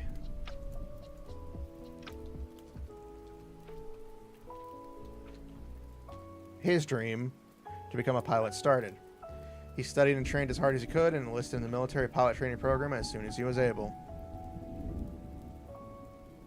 Again, fresh off the boat type of person. The training takes a while, so his dream, not hid dream. Strengths: computer programming, expert pilot, sexual drive, advanced genetics. The advanced genetics will actually come into play later on. The sexual drive is just because they're horny as shit. Weaknesses: following orders, height, no warfare experience. Again, when you haven't killed anybody, it's not easy to get used to. Of course, their arms is the prototype G6229 howitzer. And then later on in the story, they will get the Guardian Z40A Peacemaker. Notes: likes to drink chocolate milk, likes to read light novels, mainly romance, loves playing RPG video games, and likes redheaded women the most. Just saying. Just saying. You know, just kind of sticking it out there. Just pointing it out there for you guys. Alright, so we have Alicia Evergreen.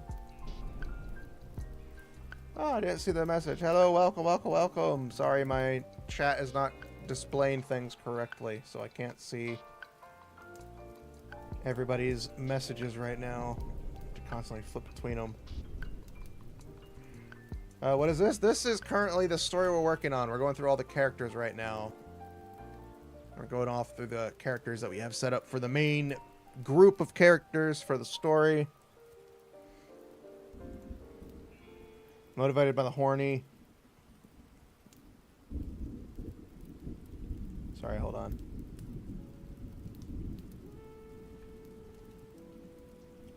I'm by the horny drive is crazy.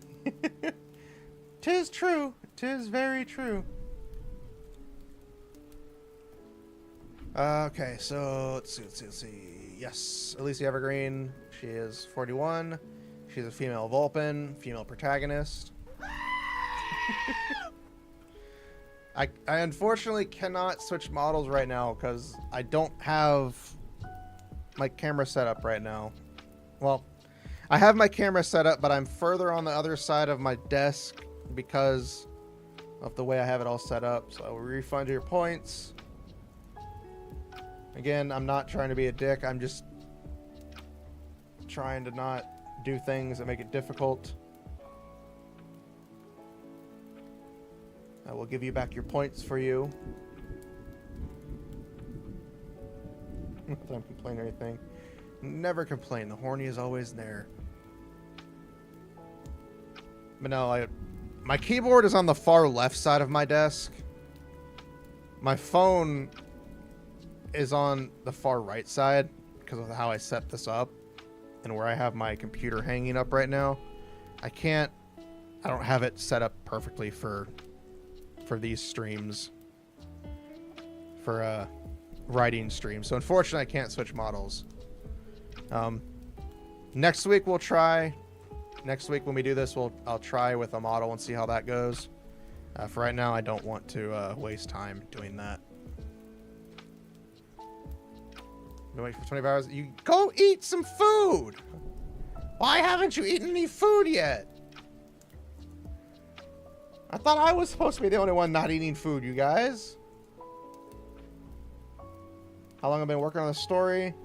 I can see your message. I have to switch different tabs because my chat box isn't displaying things correctly. This story, technically I've been working on it for months. I've been very indecisive about my characters and keep switching everything out. So, yeah. This version of it has only been 2 weeks in total for this version right now. But in total, it's been a lot. Long time. You eating right now? Then go eat.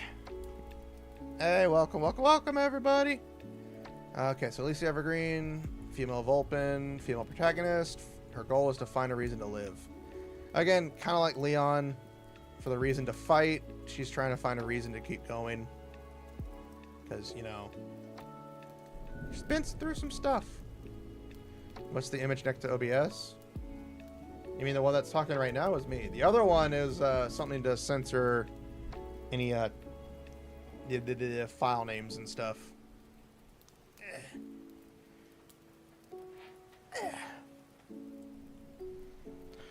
Yeah, the one me talking is my Fugi for Discord.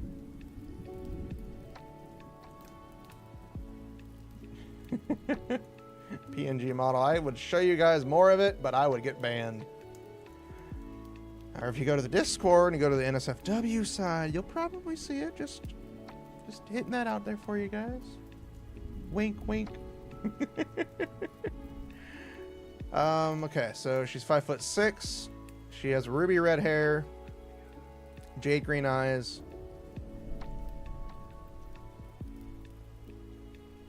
See Discord and OBS. We have lo-fi. We have Spirit City lo-fi, which is just what the music is and stuff that you guys are hearing right now. Because I don't have any like actual music, so I just go with that. Why aren't I using a live on? Why aren't I using a live on? Are you talking about like an actual model? I'm not using a model because of the way I have my desk set up right now. I can't properly use a model. A live one. Yeah, again, mainly because I don't have my desk set up properly for using my model while streaming with typing. Because my camera's on one side, my keyboard's on the other side, my microphone's in front of my face, so I don't know, wouldn't really track my lips very well. So that's why I'm not doing it there. Okay, so she has the jade green eyes. Her special traits: dark skin, has 7 foxtails, and slightly pointier fox ears. Mainly, she has very pointy fox ears compared to other Vulpin, and she has 7 tails, considered most to the 1 or 9 that most people have. Personality: clumsy and caring with a gentle motherly vibe. Her occupation: she is a catalyst. Oh, I already have models for myself. Again, I'm only using the PNG right now because of writing, but I have plenty of actual models. Background: grew up in a normal family with average parents and siblings, and one day decided to join the military. Was quickly scouted for the Fox Drive program after having exceedingly high compatibility with the system. She has been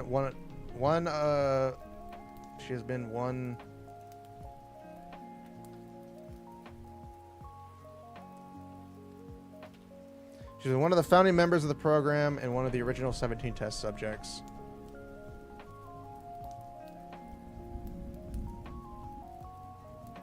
Does she also have pointy nose like a fox? Story's gonna lean more towards sci-fi, military. Basically, just kind of think of Gundams. It's basically a spin-off of Gundams, with Gundams and Code Geass, just with less mystical powers.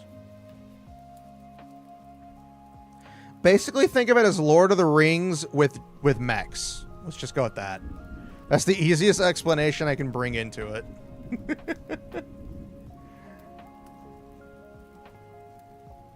It's nice you give me thoughts on the character rather than trying having the character growth on the fly just to fit them into the storyline instead. Basically, what I'm trying to do is I'm trying to get like a basic mold for the characters. Like just set like, okay, so this is what we're going here. We're like setting this up. This is what we're going for. And then as the story progresses, I'll start trying to add new stuff to it. No, I'm fine. Thank you for the offer, though.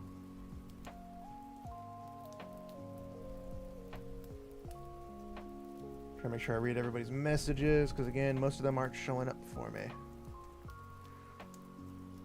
But yeah, clumsy with a caring, gentle mother guide, catalyst. She grew up. She's one of the first 17 test subjects for the Fox Drive.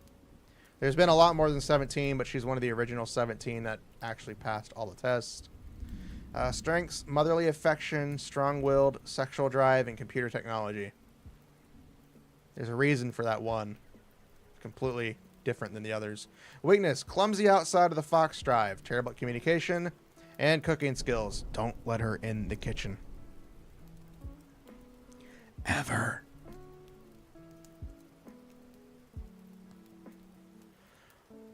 Her gear, she's the catalyst of the Fox Drive, since it's technically not gear, but you'll understand. Notes: likes to drink, usually oolong tea. Doesn't like to wear clothes, normally just oversized shirts, sweaters, and coats. Loves reading books about architecture and cookbooks. Can't cook to save her life, but does like to, read it. An engineer who is also have a PhD in wizardry goes hard. I mean, technically the closest one to that would technically be Hilda, who can technically just replace her hand with a flamethrower, because, she's got a robotic right hand. Yeah, that is our characters. That's all of our characters. We have the 9 main group characters that we have. And then I got some terminology stuff going on right now. Got some terminology written for the story. Arms, special military units whose full name is Armored Robotic Mechanized Suits. They are large machines that are controlled by pilots and have varying designs, usually based on which faction they belong to. Most noted is that each faction calls their arms by a different name, with the Federation calling them Guardians, the Empire calling them Knight Armors, and the Republic calling them Slaves. I know it sounds fucked up, but just trust me. Spinal System. A specialized device that serves a number of uses depending on its need. It is normally installed for people who have spinal injuries or nerve damage that allows them to live normal lives, aka Leon, our main protagonist. For military use, it can be used to link to arms and numerous other devices to allow the one hooked to it to enhance their performance or bypass physical or mental limitations. Basically, it's just a bypass to say, fuck you, I'm better than you. Of course, it just can't be installed on everybody, because you're literally experimenting on somebody's spinal system. Then we have the prototype G226 howitzer. One of the Federation's new custom arms units built on completely new technology and operating systems. It is one of 6 new machines that were in development on the military space station Falcon 6. Out of the 6 machines, it boasts a unique operating system and power supply, as well as different equipment than the other 6. It is also able to switch between combat modes in the form of its special design. It allows it to switch between close and long range without the need to re-equip. Basically, the other machines kind of have limitations, versus this one, which allows it to basically just freeform combat. It lacks firepower compared to the other ones, but again, you don't need firepower technically when you can just kind of fuck everybody up.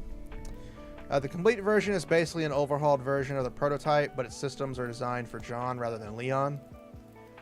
The complete version also boasts a different color as well. So whatever color the prototype version is, the complete version is different. And it's basically just more made for John rather than a Leon. It also has to have a completely different cockpit, considering John is literally about 2 feet taller than Leon. Then we have the T774 Gale. Oh, we have an ad break right now on Le Twitch. So, while Le Twitch is on an ad break, I'm going to grab some water.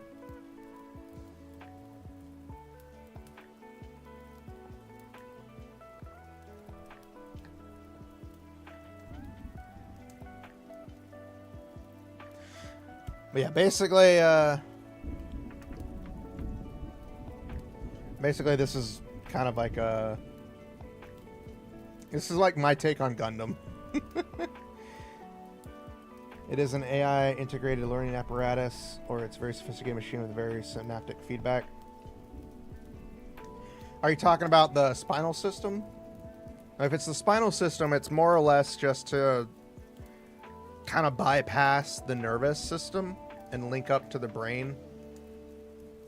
Basically, it's kind of like eliminating specific needs for the body's reaction and bypasses them for basic medical use. Is like, okay, your spine is damaged, but guess what? We can equip it, do the surgery, and we can bypass the damaged area, and your body will act as if it's never been damaged.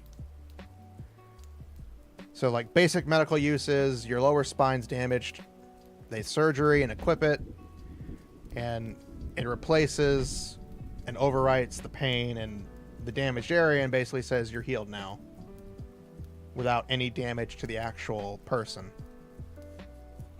But that's for basic medical use.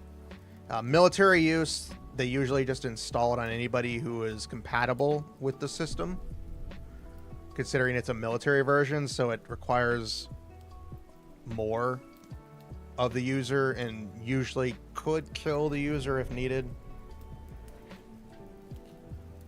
But most people who have it don't really need to integrate with it, considering most operating systems now in the military don't utilize the spinal system because of how archaic it is. So for Leon, it's a modification of their current system. So it's not anywhere near as bad.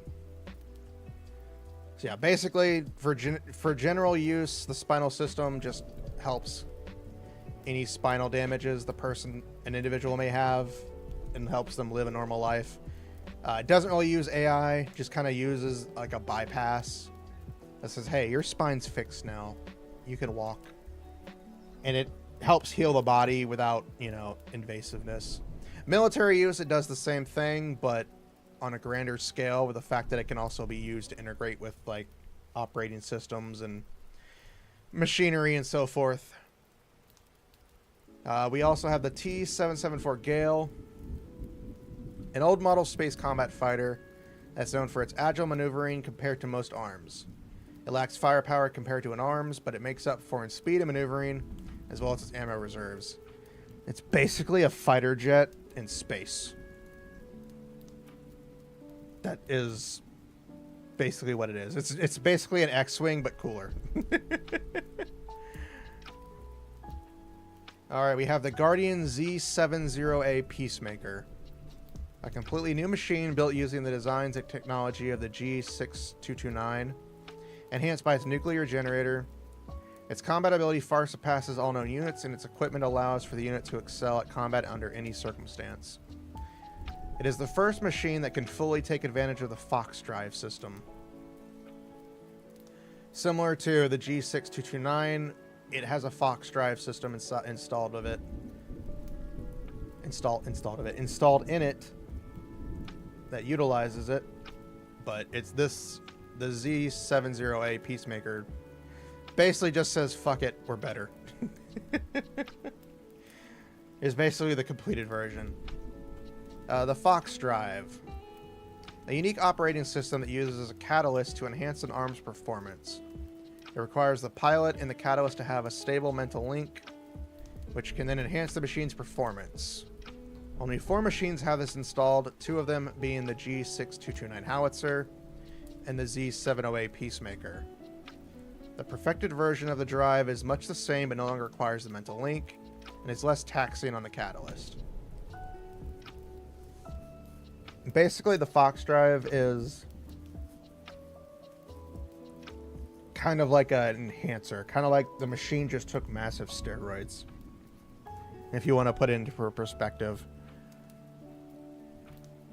So the Fox drive just basically says the machine can bypass its limitations. And that's why it was really built around. Only a couple of machines have it, but in general, it is a system designed for those who can take it. It's not easy to utilize. The easiest example would be thinking of Neon Genesis Evangelion, where they had the link systems or whatever they're called, the synchronicity or whatever the hell they're called in Neon. RAM optimization. It's basically just got more RAM. It's got like 7,000 gigabytes of RAM versus the 32 gigabytes everybody else has. Human species. One of the most common species in the universe that is the most diverse of all. It is the only species to have a mutation in its genetics that created a subspecies in the male yin and the female yang. A yin is a genetic male who develops feminine attributes as they age, and the opposite is for the yang, who are genetic female with masculine attributes. Basically, a yin is a man with a female body type, and a yang is a woman with a male body type. That's the easiest way to describe them. But they're the only ones that have a mutation. Everybody else doesn't really have that.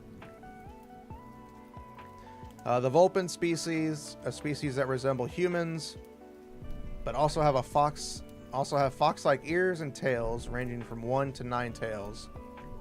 The majority of all Vulpin are dark skinned and have red hair.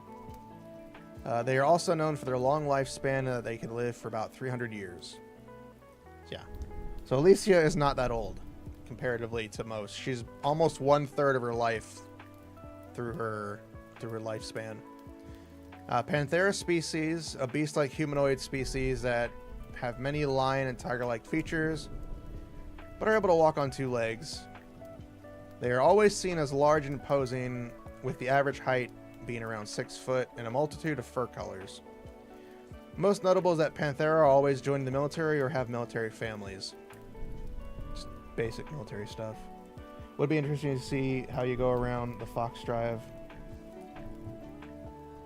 That stupid heart thing always gets in my way, as the Fox Drive is going into the realm of quantum machinery. I don't know if I'll go that far, but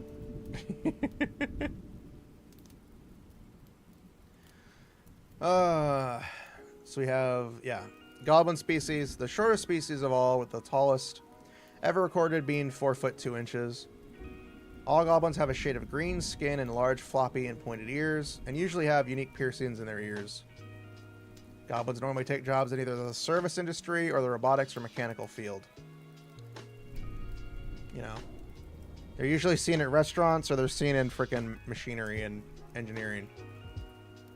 Lycanthrope species, a species similar to the Vulpin, but have a more wolf-like appearance. Normally boasting wolf or dog-like ears and large fluffy tails, and a heightened sense of smell and hearing compared to other races.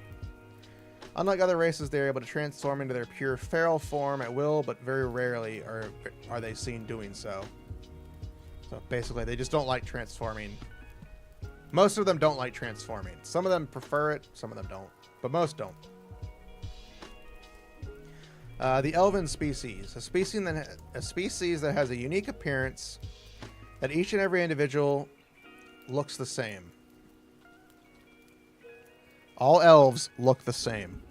No matter their parent, no matter their father, their mother, no matter what species, they're all born the exact same. The only difference is hair color, eye color, and skin color. But they look physically the same. It's scary. I want it to be scary in like Uncanny Valley type situation. Each and every elf that is born bears the same appearance no matter who the parents are, even if they are of a different species. Elves are the only species to have 3 different races among itself. The light elves being a pale skin with blonde hair and green eyes, the dark elves with dark skin, white hair, and purple eyes, and the red elves with reddish skin, black hair, and blue eyes. Elves are also known to live upwards to 500 years, and each one... I did this when I was half asleep, I guess. Has a pair with a horn. Each one...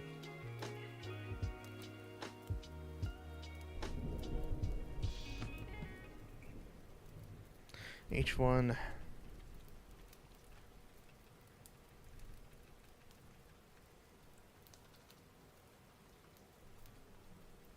has a pair of horns protruding from their forehead.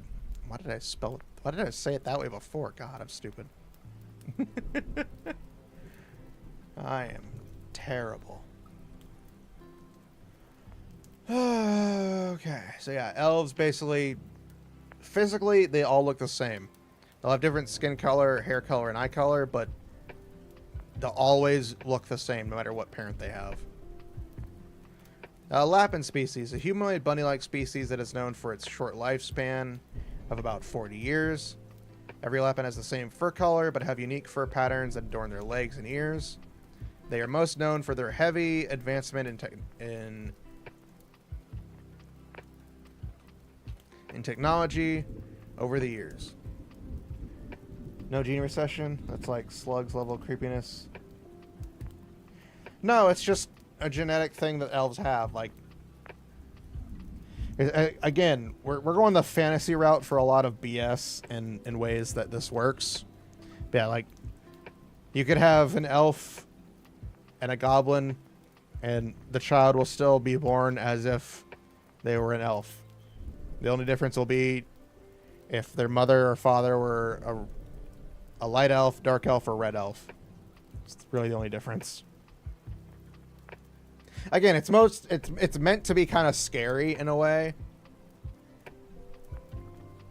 but you know, it's just more so the uncanny valley of they all look the same. So it's kind of like, it's also an excuse for me, the author, to not have to worry about certain things. It's like, oh no, I don't remember what this one looks like. Oh wait, they all look the same. That's basically just my own headcanon. Again, this is fuck it, we go with what I want to lore. And then we have the Minotaur species. The only all-female species that is able to self-reproduce, but can also reproduce with most other species.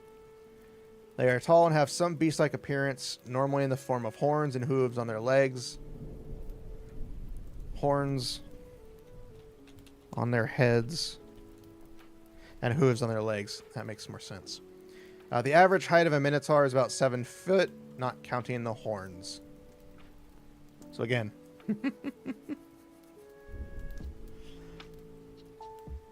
take responsibility as the writer and please give them name tags. It's like, give them name tags. Never.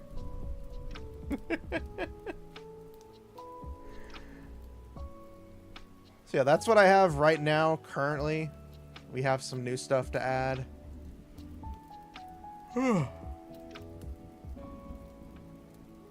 Such as the F3988 Paladin.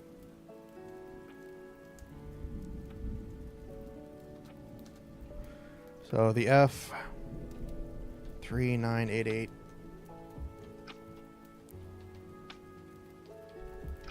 Paladin, mass produced.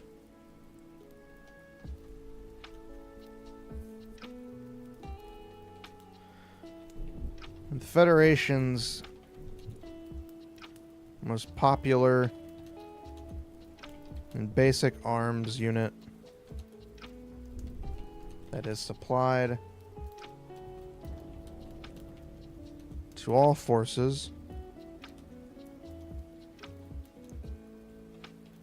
It boasts a range of uses with the ability to switch between different loadouts.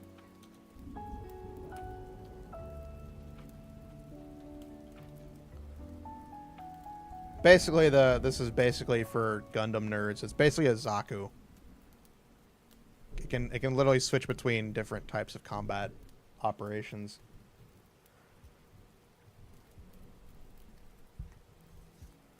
Most range of uses, the ability to switch between different loadouts.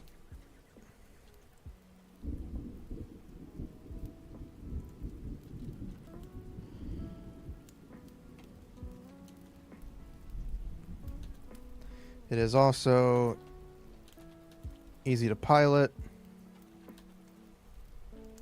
and cheap to replace. Again, this is just a basic mass-produced machine. There's no real reason to worry in the sense. And then the G6114 Dragoon.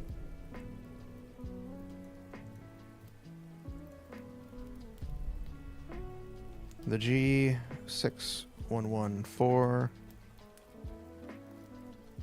Dragoon. Long range model.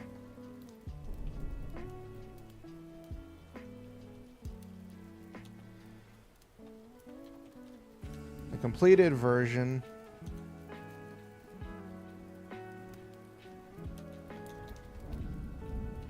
of the prototype G6114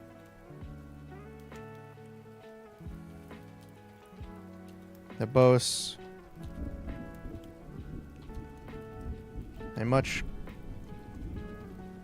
greater range of weapons, along with an enhanced power supply. I'm sure that in the universe there was a small hardcore fan who likes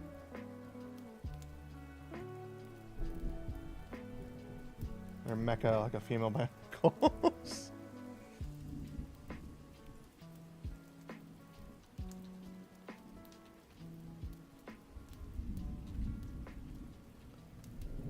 Enhanced power supply.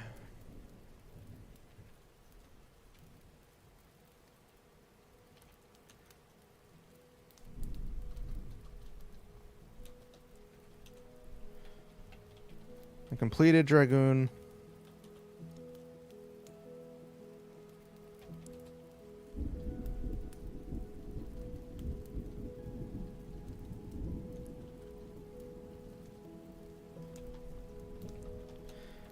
Machine comes equipped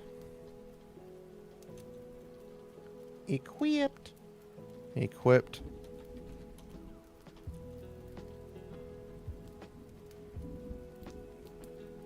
With 2 shoulder mounted cannons, 2 waist mounted cannons,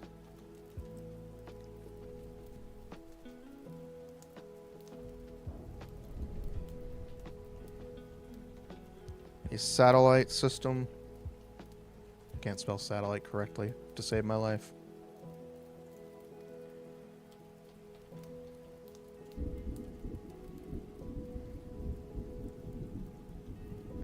A satellite drone system.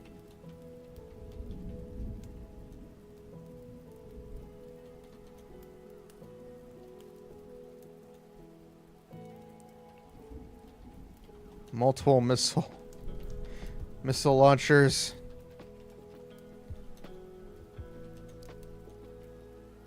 And a very large main gun.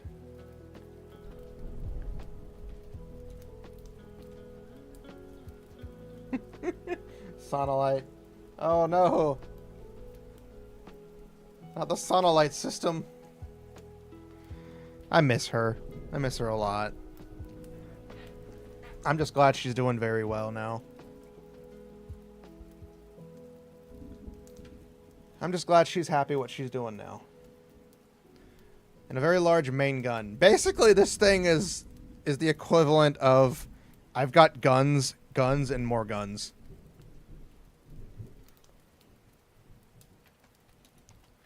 It lacks speed and maneuverability, but makes up for it in sheer firepower.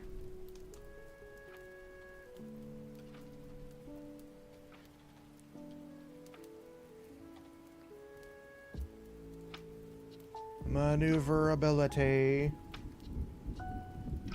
So that's the G6114 Dragoon long range model. It's just basically I could kill you from long far away. Even a Serenity.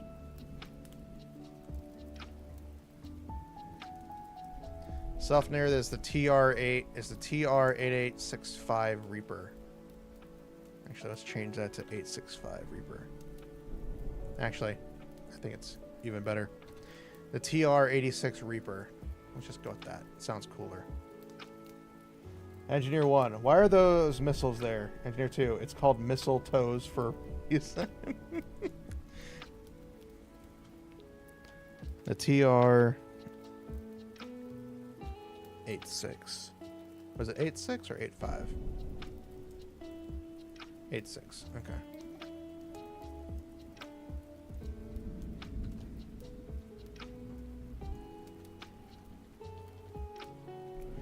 The TR86 Reaper.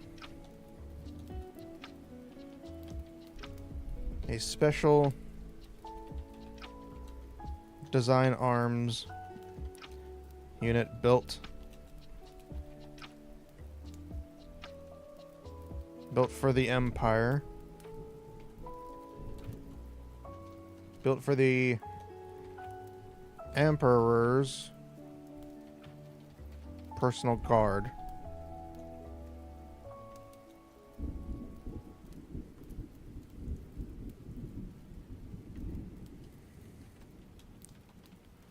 Boasts a unique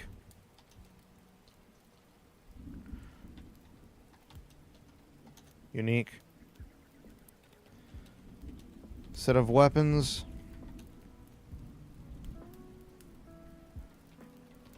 in that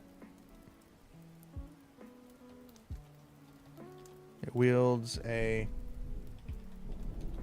large energy scythe.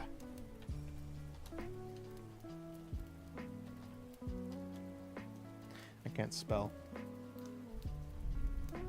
Go clean up your mess. Wields a large energy scythe.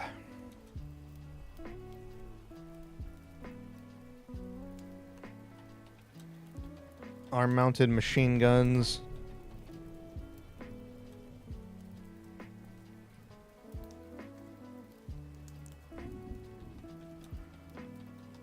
Throwable anti-arm knives.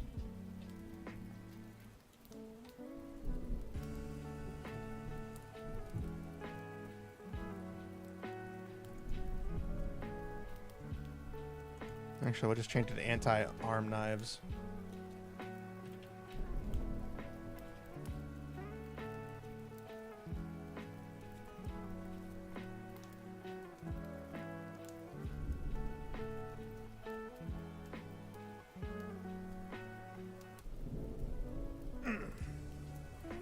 Sorry, cracking my back.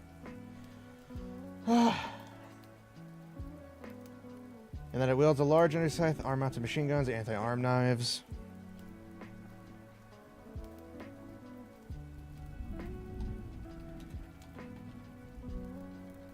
Twin waist energy cannons.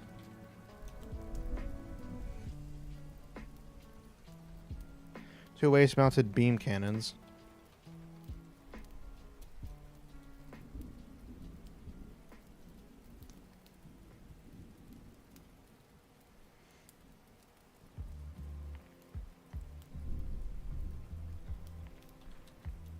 And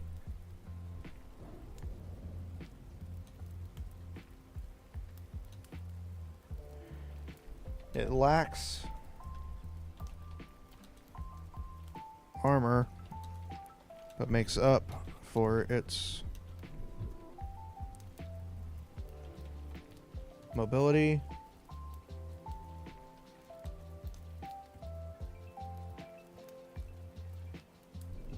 and reflexes.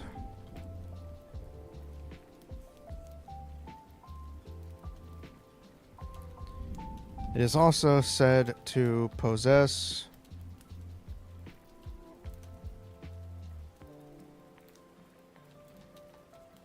the ability to cloak itself. There we go. The TR-86 Reaper. It is basically a death machine. With the fact that it can cloak itself, wield a giant energy scythe, twin-mounted machine guns, anti-arm knives, and two twin waist-mounted beam cannons. It's got a lot of stuff. It doesn't have a lot of armor though. But then again, if you can't hit it, how are you going to bring it down? How do you bring something down that just doesn't want to go down? You know what I mean? Yeah. You know what I mean. You know what I mean? It's just like, what are you gonna do? Huh? What are you gonna do? Nothing. That's what you're gonna do. If you know what I mean. I don't even know what I mean anymore.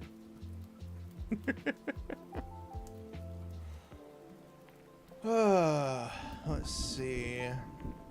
Making sure we have everything, any terminologies that we need to add. We got the Reaper.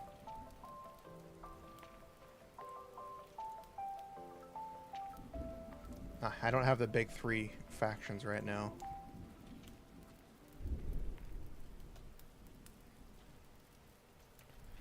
Federation faction.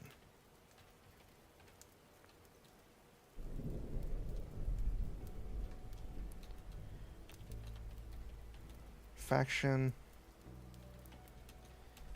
is mostly made up of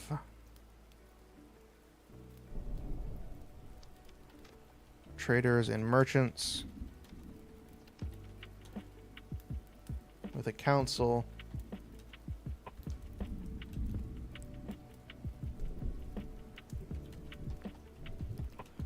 elected officials that govern majority.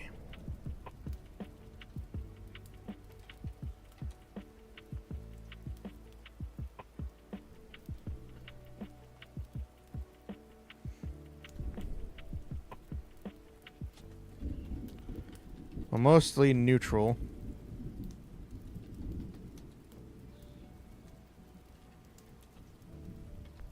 They boast a large fleet. A large fleet comprised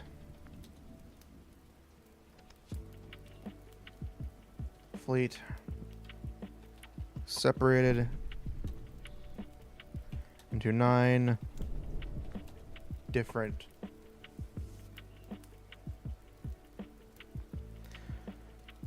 a large fleet separated into 9 different factions, the 9 different into 9 different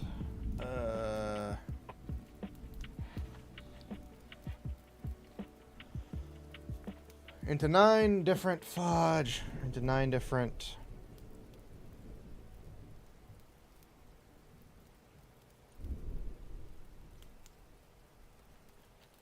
groups.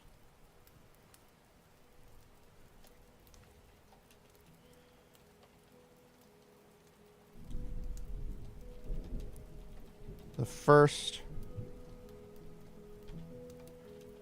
fleet stationed near its core systems.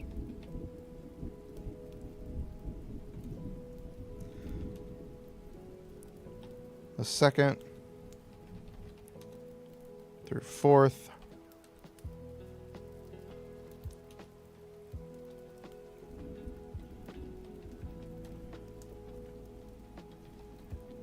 patrol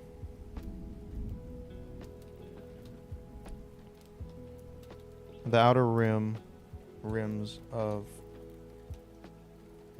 the central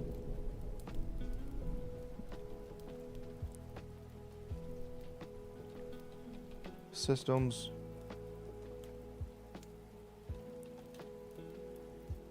The 6th through 8th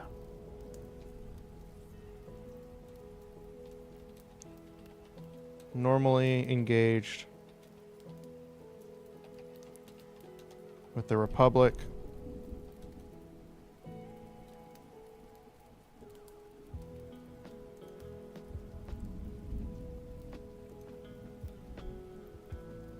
engaged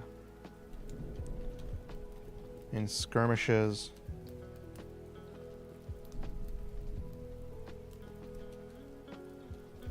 Can I spell correctly for once in my life? With the Empire.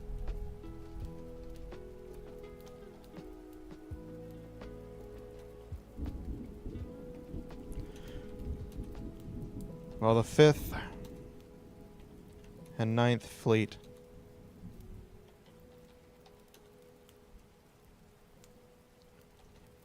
patrol the borders. A border near the Republic.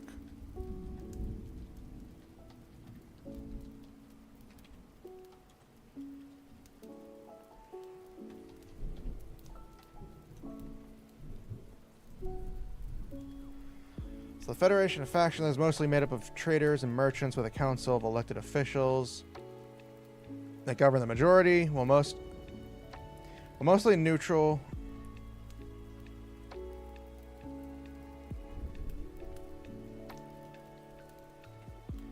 They boast a large fleet separated into 9 different groups. The 1st fleet stationed near its core systems. The 2nd through 4th patrol the outer rims of the central systems. The 6th through 8th are normally engaged in skirmishes with the Empire, with the 5th and 9th fleet patrolling near the the border near the Republic.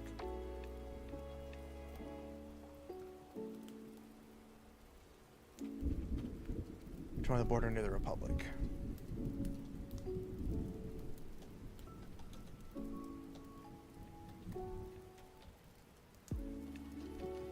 The Empire. No actual name yet. Haven't actually named the Empire. There's just the Empire right now.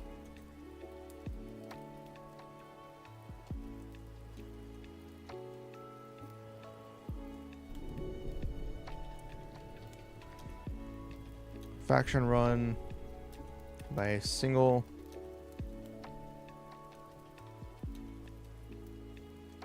leader and governed. Run and governed. I would love to spell correctly. By a single leader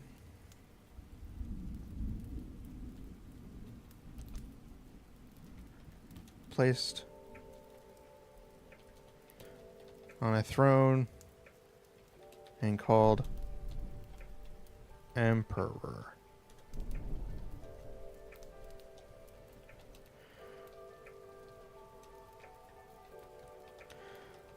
While they lack a large fleet, they make up for it in sheer numbers.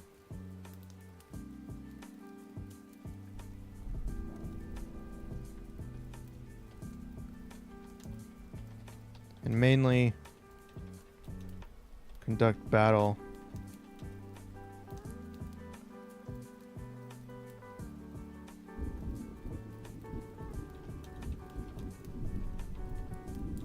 using drop pods.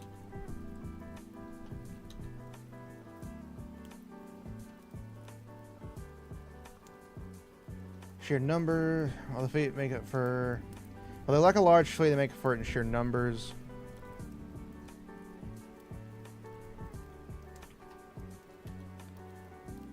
And usually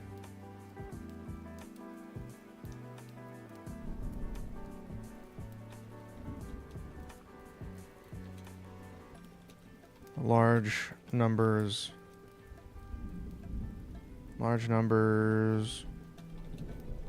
of soldiers on planets to gain a foothold.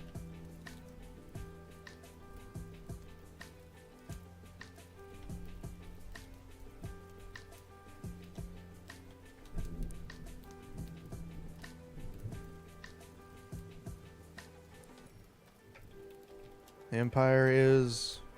Knock, knock. Oh, God, he's here. He's here. Everybody run. Quick. Grab your chainsaws. The Empire is...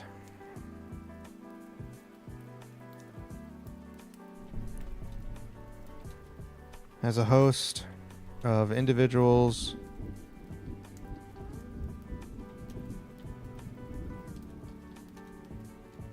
I am not able to spell correctly.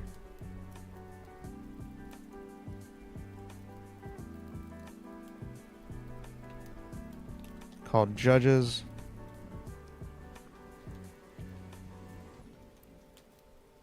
That personally carry out the Emperor's will. What the dog doing? There's no dog. It's just me, myself, and I.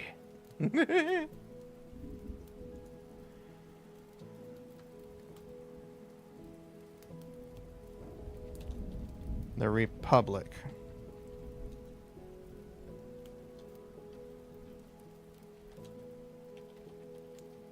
The faction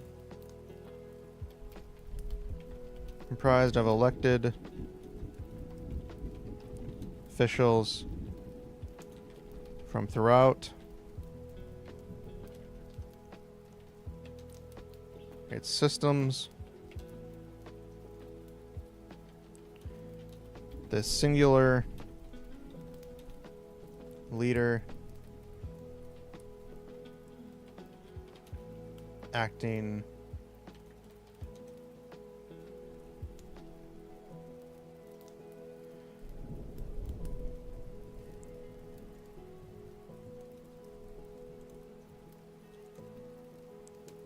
throughout its systems.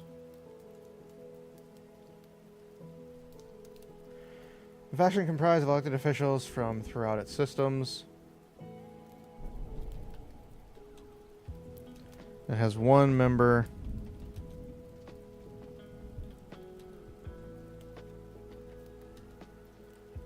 act as de facto leader, issuing orders.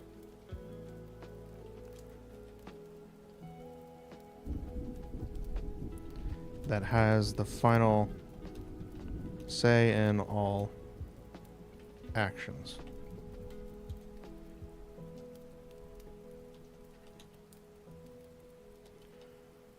The Republic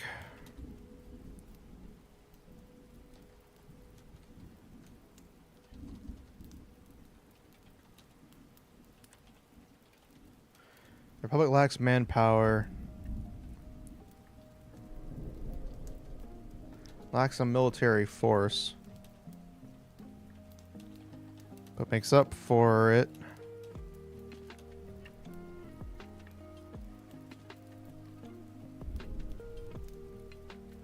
as a de facto leader that has a final say in all actions. The Republic lacks a military, but makes up for it the use of whatever it takes to win, and that it will resort to any method of victory.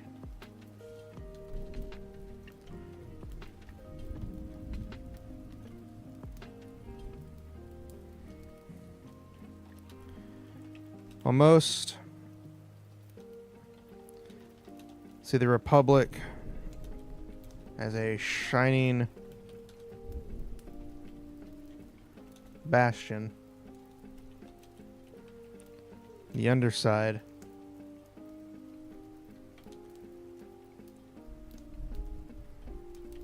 is much darker.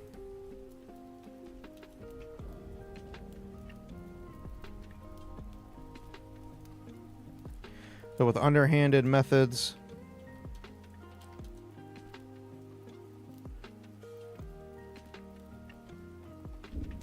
and illegal actions. Basically, the Republic is the worst of the three. The Empire is decent, but they are kind of the same, and the Federation is kind of neutral.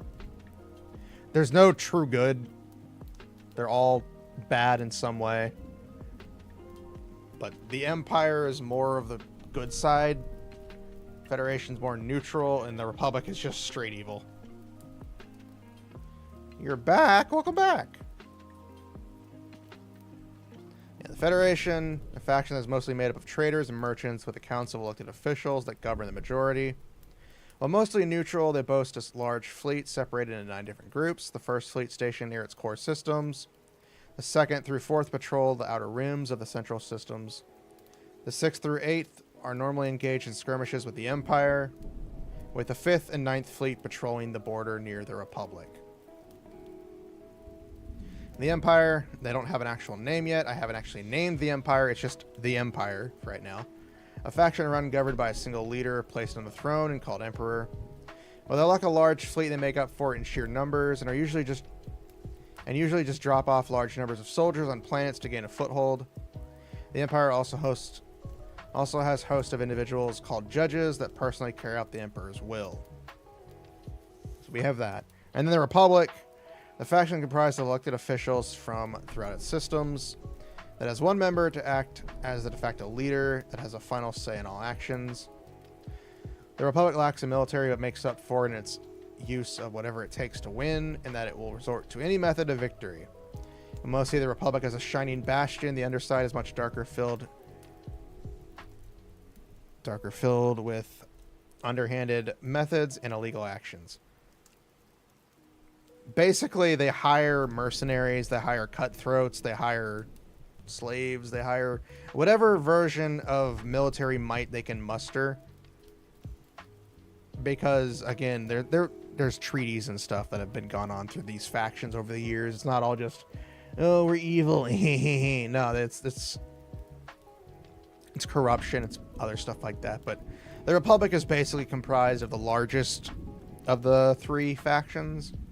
So they have the biggest number of planets. So in order to keep the Republic under control, years ago, they made a deal that the Republic wouldn't, have its own standing military. That's not going to stop them from doing whatever they want. Any lawless zone in the galaxy? Basically, if you don't get caught, you're good. It's lawless. It's basically a free-for-all. Most planets will either have, if you're in the Federation system, it's neutral. And most of them do have, like, set rules. There are some planets that aren't really under control or, vying for control, stuff like that. Some planets are just kind of free, don't really care.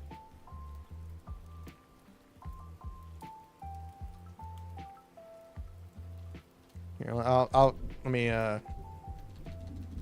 do an example. I'll show you an example real quick. So we have the galaxy set up.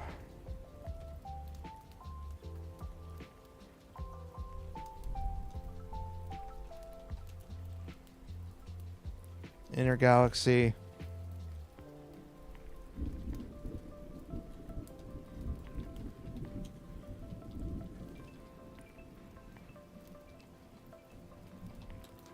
Mostly under Republic. Mostly under Republic control.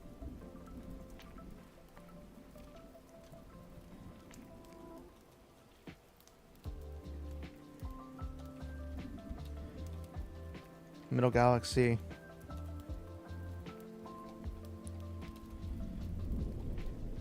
Split between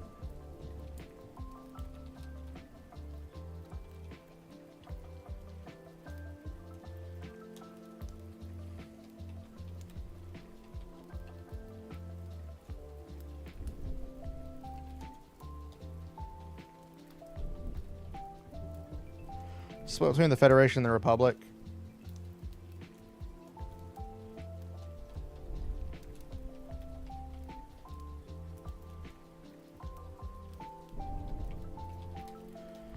Mostly Empire. With spots.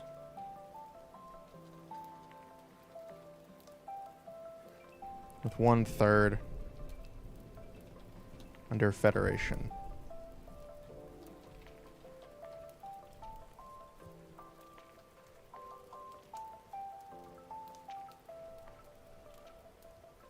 It's not wrong if no one knows, pretty much. But yeah, this is basically the setup that I currently think of how the galaxy would be set up. Most of the inner galaxy planets, are under the Republic control because that's where the centralness is. The middle part of the galaxy is basically Federation and Republic. And then the outer galaxy is mostly Empire with, 1/3 of it under the Federation. And the Federation has the Empire has the least of the three factions, but they boast a massive amount of people. The Federation boasts the largest fleet, but not as many soldiers. And the Republic doesn't really have a standing military, but does whatever it wants to anyways, and uses mercenaries and so forth to get what it wants. Technically, it's not illegal because since the Republic is done differently, most they can do is whatever they want. So they technically haven't broken the treaty, which we'll get into right now.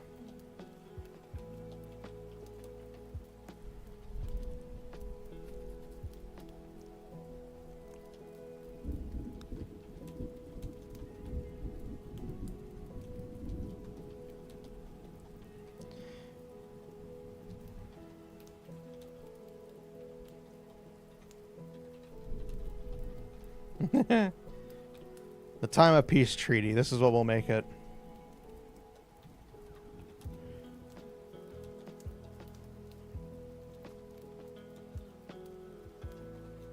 During the early years of the Republic's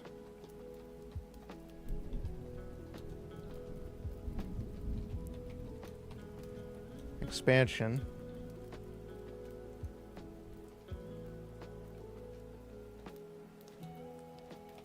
it boasted the largest military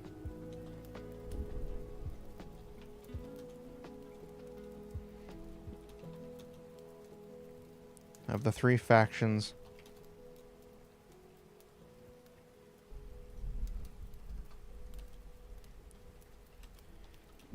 It was due to the Republic's constant expansion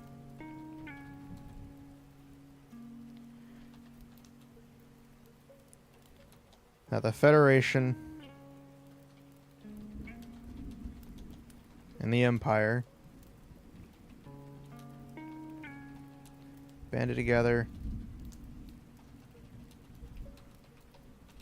to halt the advance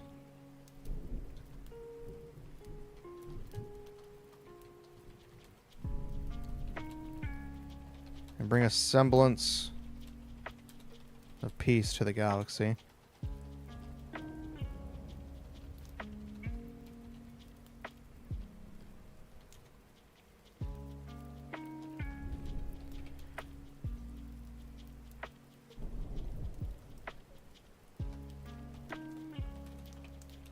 The war lasted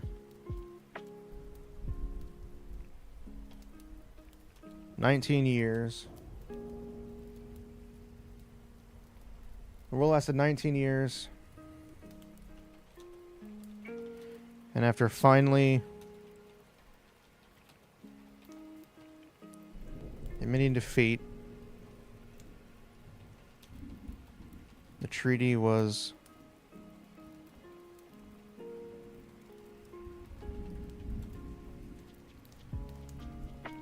signed, limiting all factions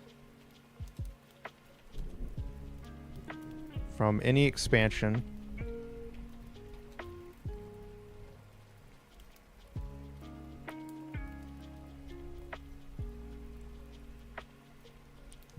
signed. The treaty limited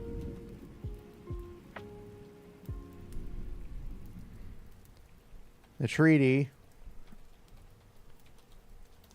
stopped all factions from expanding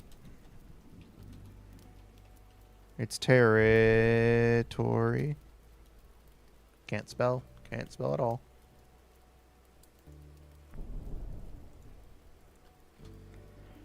From expanding its territory.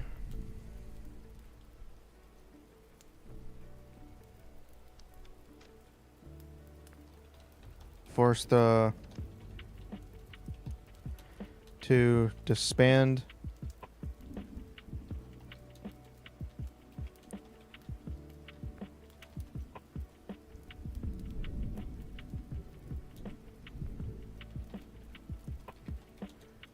its current military and prevent it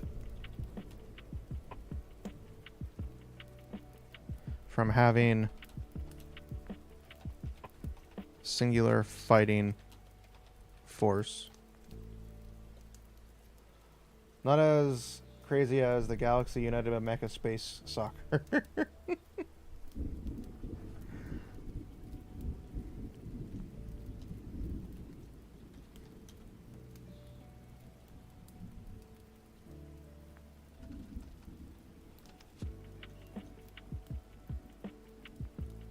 So yeah, basically the time of peace treaty, still not name finalized. During the early years of the Republic's expansion, it boasted the largest military of the three factions. As due to the Republic's constant expansion, that the Federation and the Empire banded together to halt the advance and bring a semblance of peace to the galaxy. The war lasted 19 years, and after finally admitting defeat, the treaty was signed. The treaty stopped all factions from expanding its territory, forced the Republic to disband its current military, and prevented it from having a singular fighting force. Basically, it was all to stop the Republic, so.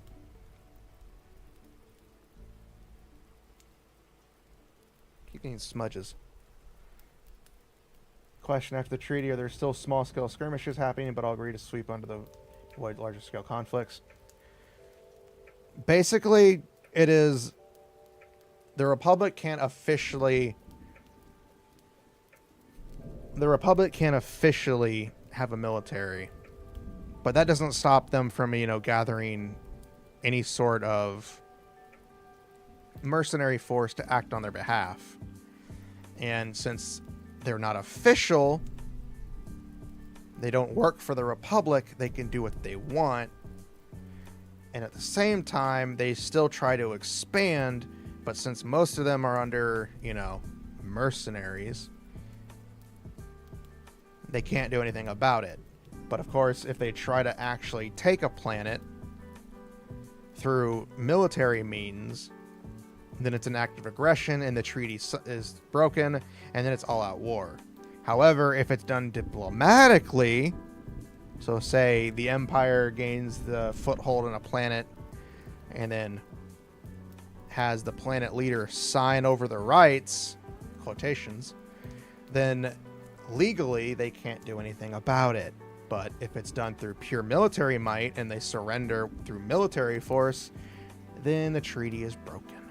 So basically, if you can get somebody to sign the dotted lines, as long as it's not seen as an act of aggression with guns to their head, you're okay.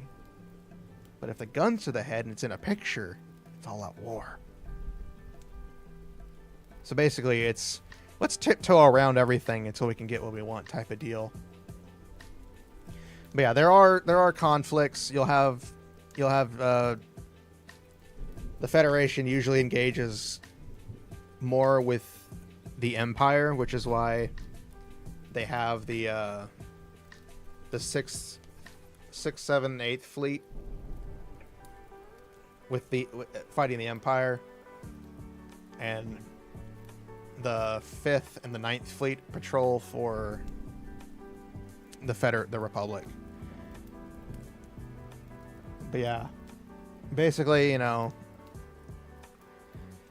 as long as there's no proof that you tried to take over a planet with military force using guns and, stuff, they can't do anything to you. However, if they do prove you used military force, then it kind of just opened up a can of worms and everybody dies. Basically, backroom deals, peace treaties, signs, affidavits, contracts. You name it, they will find a way to have it signed and dotted on the line. It is very, very cutthroat and very, very broken. Of course, that's the whole point of it. It's supposed to be kind of left up to it. And of course, a lot of it is done through different means and proven incorrectly. So basically, the Empire will send a group of soldiers to do something, usually under the pretense of cleaning something out, and then they'll do something, they'll fight, and then they'll do something else. It's not a hostile takeover, it's just a very passive-aggressive land management. Pretty much. It's pretty much like, this is my bush now. Here's the dotted line type deal. And then it's also like, oh, this one is also mine because it's connected to it. So therefore, I own that bush, and then I own that bush, and then that one, and that one, and that one, and that one, and that one. Basically, it's just whatever I want it to be. Yeah, the key rate is the Federation has the largest fleet, but doesn't have a lot of manpower in terms of actual ships. Welcome, welcome, welcome. Hello. The Republic has no military, but hires mercenaries, factions. Is corruption run rampant? It is in the Republic. The Republic is literally just a cesspool. Like it says in the Republic's description, it's like, it looks shiny, but it's a smoking turd. The Republic everybody's corrupt, basically. Like, the leader there in the Republic is just kind of the face. Every senator or member of it is basically like, I want to do this. They do what they want, basically. There's no real cohesion for the Republic. The Empire is run by a singular person. You know, they have the Shadow Emperor per se, but mostly the Emperor stands for what they want to do, and they're not really a threat so much, but they are kind of annoying. The Federation is just kind of like, I want to be left alone. That's basically what it is. But again, there's no true good faction because they all have their badness to it. The Federation is just merchants, coins, and so forth. The Empire is kind of neutral evil. They're evil, but they're neutral. They do want control of the galaxy, but, you know, the leader currently doesn't care. And then the Republic is just pure, unadulterated evil. Because again, the Republic wants everybody under their control. The Republic wants to murder people to get what it wants.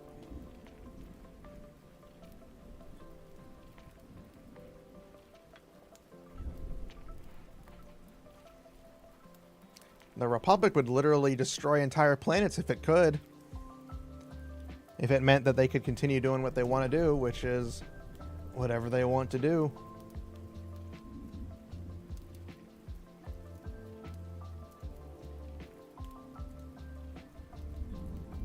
But yeah, the Republic, no actual military, but has, you know, every senator hires whatever they want to do for their thing. The Empire has a military, but lacks aerial firepower, basically, so they just kind of drop everybody.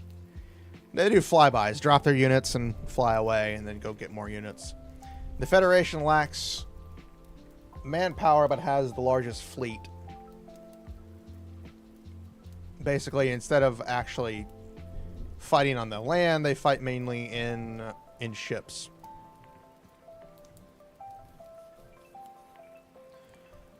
And of course, you have the arms. Of course, I love the Z70A Peacemaker just because it sounds good. The Guardian Z70A Peacemaker. The T774 Gale. Prototype G6229 Howitzer. I like the names. Again, some of the names probably won't make any sense, but that's fine. The F3988 Paladin, mass-produced. The G6114 Dragoon, which is literally just guns upon guns upon guns with more guns. It is a flying tank. I love it. The TR-86 Reaper, which is, of course, the only Imperial arm we have at the moment right now. Which is basically like the Death Scythe in Gundam Wing, but not. Just, it carries around a scythe, but it also has mounted machine guns, knives, waist-mounted beam cannons, less armor, more mobility. I like it. I like what we've got so far. I'm looking forward to next week when we start really building. Try to build the first chapter. Yeah, next week's work on the story will mainly be storyboarding and maybe working on chapter 1. But mainly for next week's is basically storyboarding. We're gonna plan out the chapter so I can kind of go into it. Plan out the chapter and go into it. We'll probably make some more terminology, more details and stuff like that for us to focus on. Because again, this terminology is mainly for me in terms of what these things do. And kind of like knowing the general setup for the Empire, the Federation, the Republic, and, you know, the different types of machines and weapons and character types and all that stuff. Mainly so that I have something to bounce off of when I put it in the story. It's not like, oh yeah, this does, what does this do? This does the This wipes your butt and cleans your toenails and then puts your makeup on. You know, instead of having something like that, have it make more sense because it's kind of built up and it has like a flowy board of flowiness, if you know what I mean. I don't know what I'm saying. I don't know what I'm saying anymore, you guys. I think I may have lost it. I think I may have lost my mind. Then again, I don't have it. I never had it in the first place. I never had it in the first place. I wish I did, but don't. But I do have good news for those of you who didn't know and those of you who haven't heard. Sorry, had to swallow real quick. I do have some good news.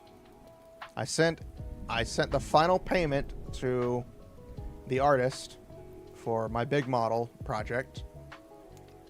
So they're going to start working on that soon. I'm hoping to have that one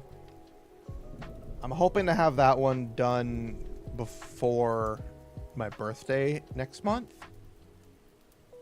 So we have about a month for it to be done, and I'm going to test it out when it gets in. So I want to test that and see how that goes. Hopefully we'll have it done and I'll be able to use it before then. Don't know. I'm not going to try to force the artist to do things fast. The other project I'm working on currently, the artist or the rigger got back with me and it should be done late October. So that one should be done late October, which I'll finally be happy to be able to use it. I'm a little sad that it's taken so long, but you know, that stuff happens. And then next paycheck is when I start saving up money for the next big project that I have working with another artist for a special project that I'm going to keep secret until some stuff starts to make waves and happens and changes. Until then. So I think you guys will like and look forward to that. I know I am. But once that big project, this next big project is done, I'm going to start commissioning small art pieces for another project I have in the works that I want to get done with, but I can't really do it because I need money and I got to save money for the other thing to do the other thing to do the one thing. It is frustrating. I would love to win the lottery one day. I know it will never happen, but I would love to win it. It would be nice. Just winning the lottery and having fun and money so I don't have to do whatever I do right now and do whatever I want to do.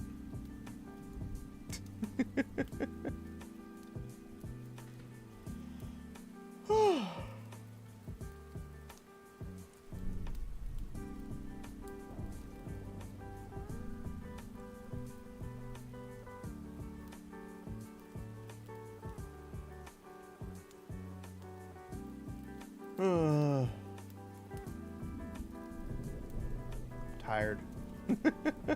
Work kicked my butt last night, so I am tired. More tired than I thought I would be, but less tired than I think I am. So there is a silver lining on that aspect. If you know what I mean. I hope you know what I mean, because I don't know what I mean. But you know what I mean to know what I mean that you know.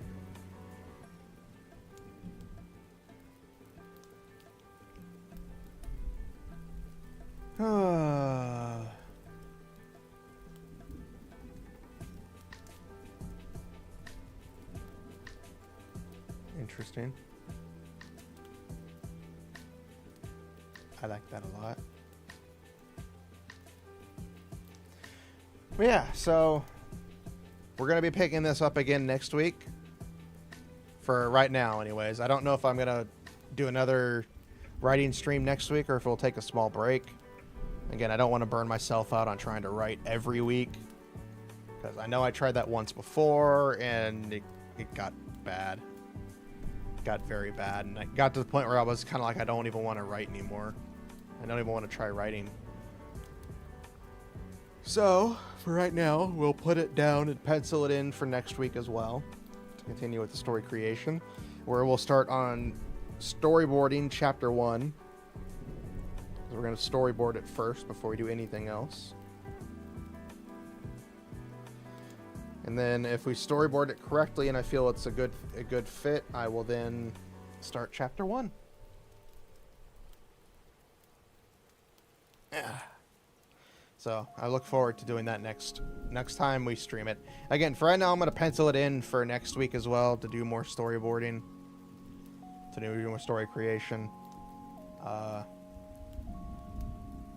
But again, I don't know if I'm going to feel up to it, because again, I want to give it... Sorry, I didn't mean to yawn while talking. But I want to give it some space. I don't want to shoehorn it in too hard.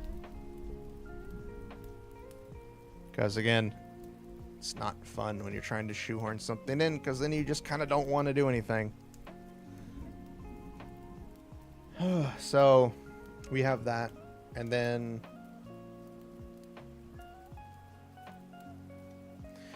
tomorrow we have Goddess of Victory Nikke. Looking forward to continuing the story there. Apparently the 2-year anniversary should be happening soon. I don't know when exactly soon. Let's look it up real quick.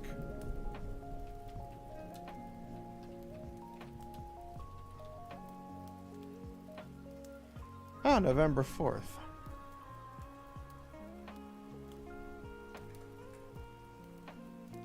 So we should be getting our 2-year anniversary sometime soon then.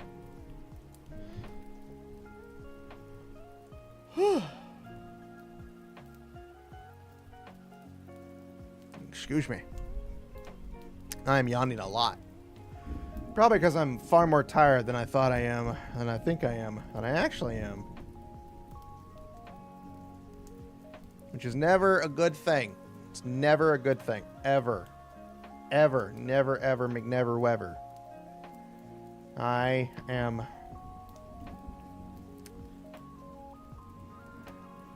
Yeah.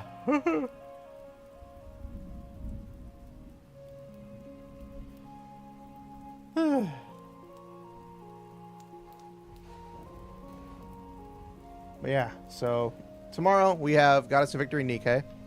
Looking forward to continuing chapter 31.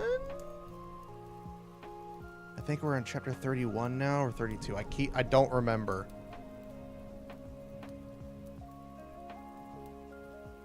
Can actually check real quick. Ah, chapter 31. So we are indeed in chapter 31, so...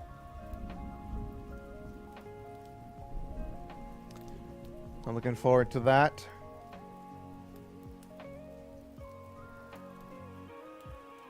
Oh, so that we can have some craziness.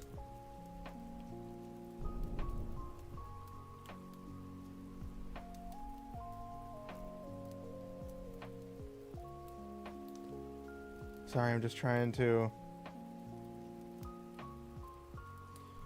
think of what to talk about.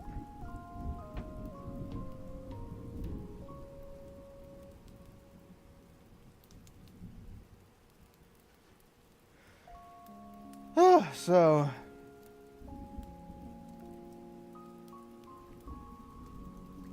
yeah. Sorry, I'm tired. Trying to draw some form of speaking, and I think I'm tiring myself out more than I should. Oh, so we got our 9 characters done, our 9 main characters, which is good.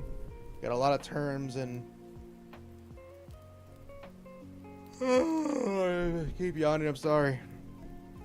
Got our all of our terms, majority of terms and descriptions for things and stuff done, and build up and other things like that we can utilize for our story to base things off of. So we got that there. And we save one more time to be safe because I'm paranoid. And then okay, I can close. There we go. See, I have safe for work background on background of PC on this monitor. This monitor's safe for work. Yeah.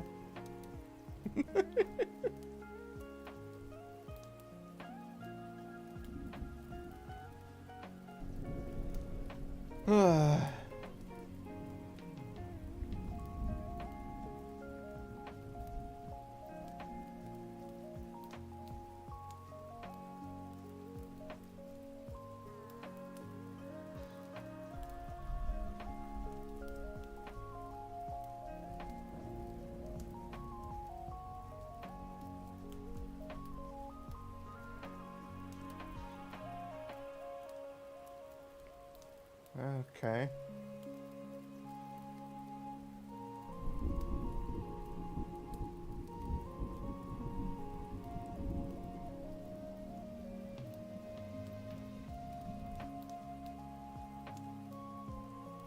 I don't know.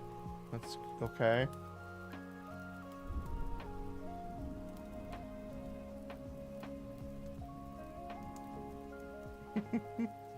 I don't get what's going on there, but yes. So I'm gonna go ahead and head out, you guys, because I'm tired and I'm losing focus. I want to thank you guys for hopping in today, for hanging out, for chatting, for lurking, and everything in between, for discussing, for torturing me, for just having a good time. I hope you all had a good one as well, because I know I did. We just got to keep going, and we will have some cool stuff going on. But don't worry, I have a plan. I don't know what that plan involves, but it's a plan. It's got some stuff going on. I don't know what I'm going with this joke, you guys. I think I'm rambling to the point where I don't know what I'm saying.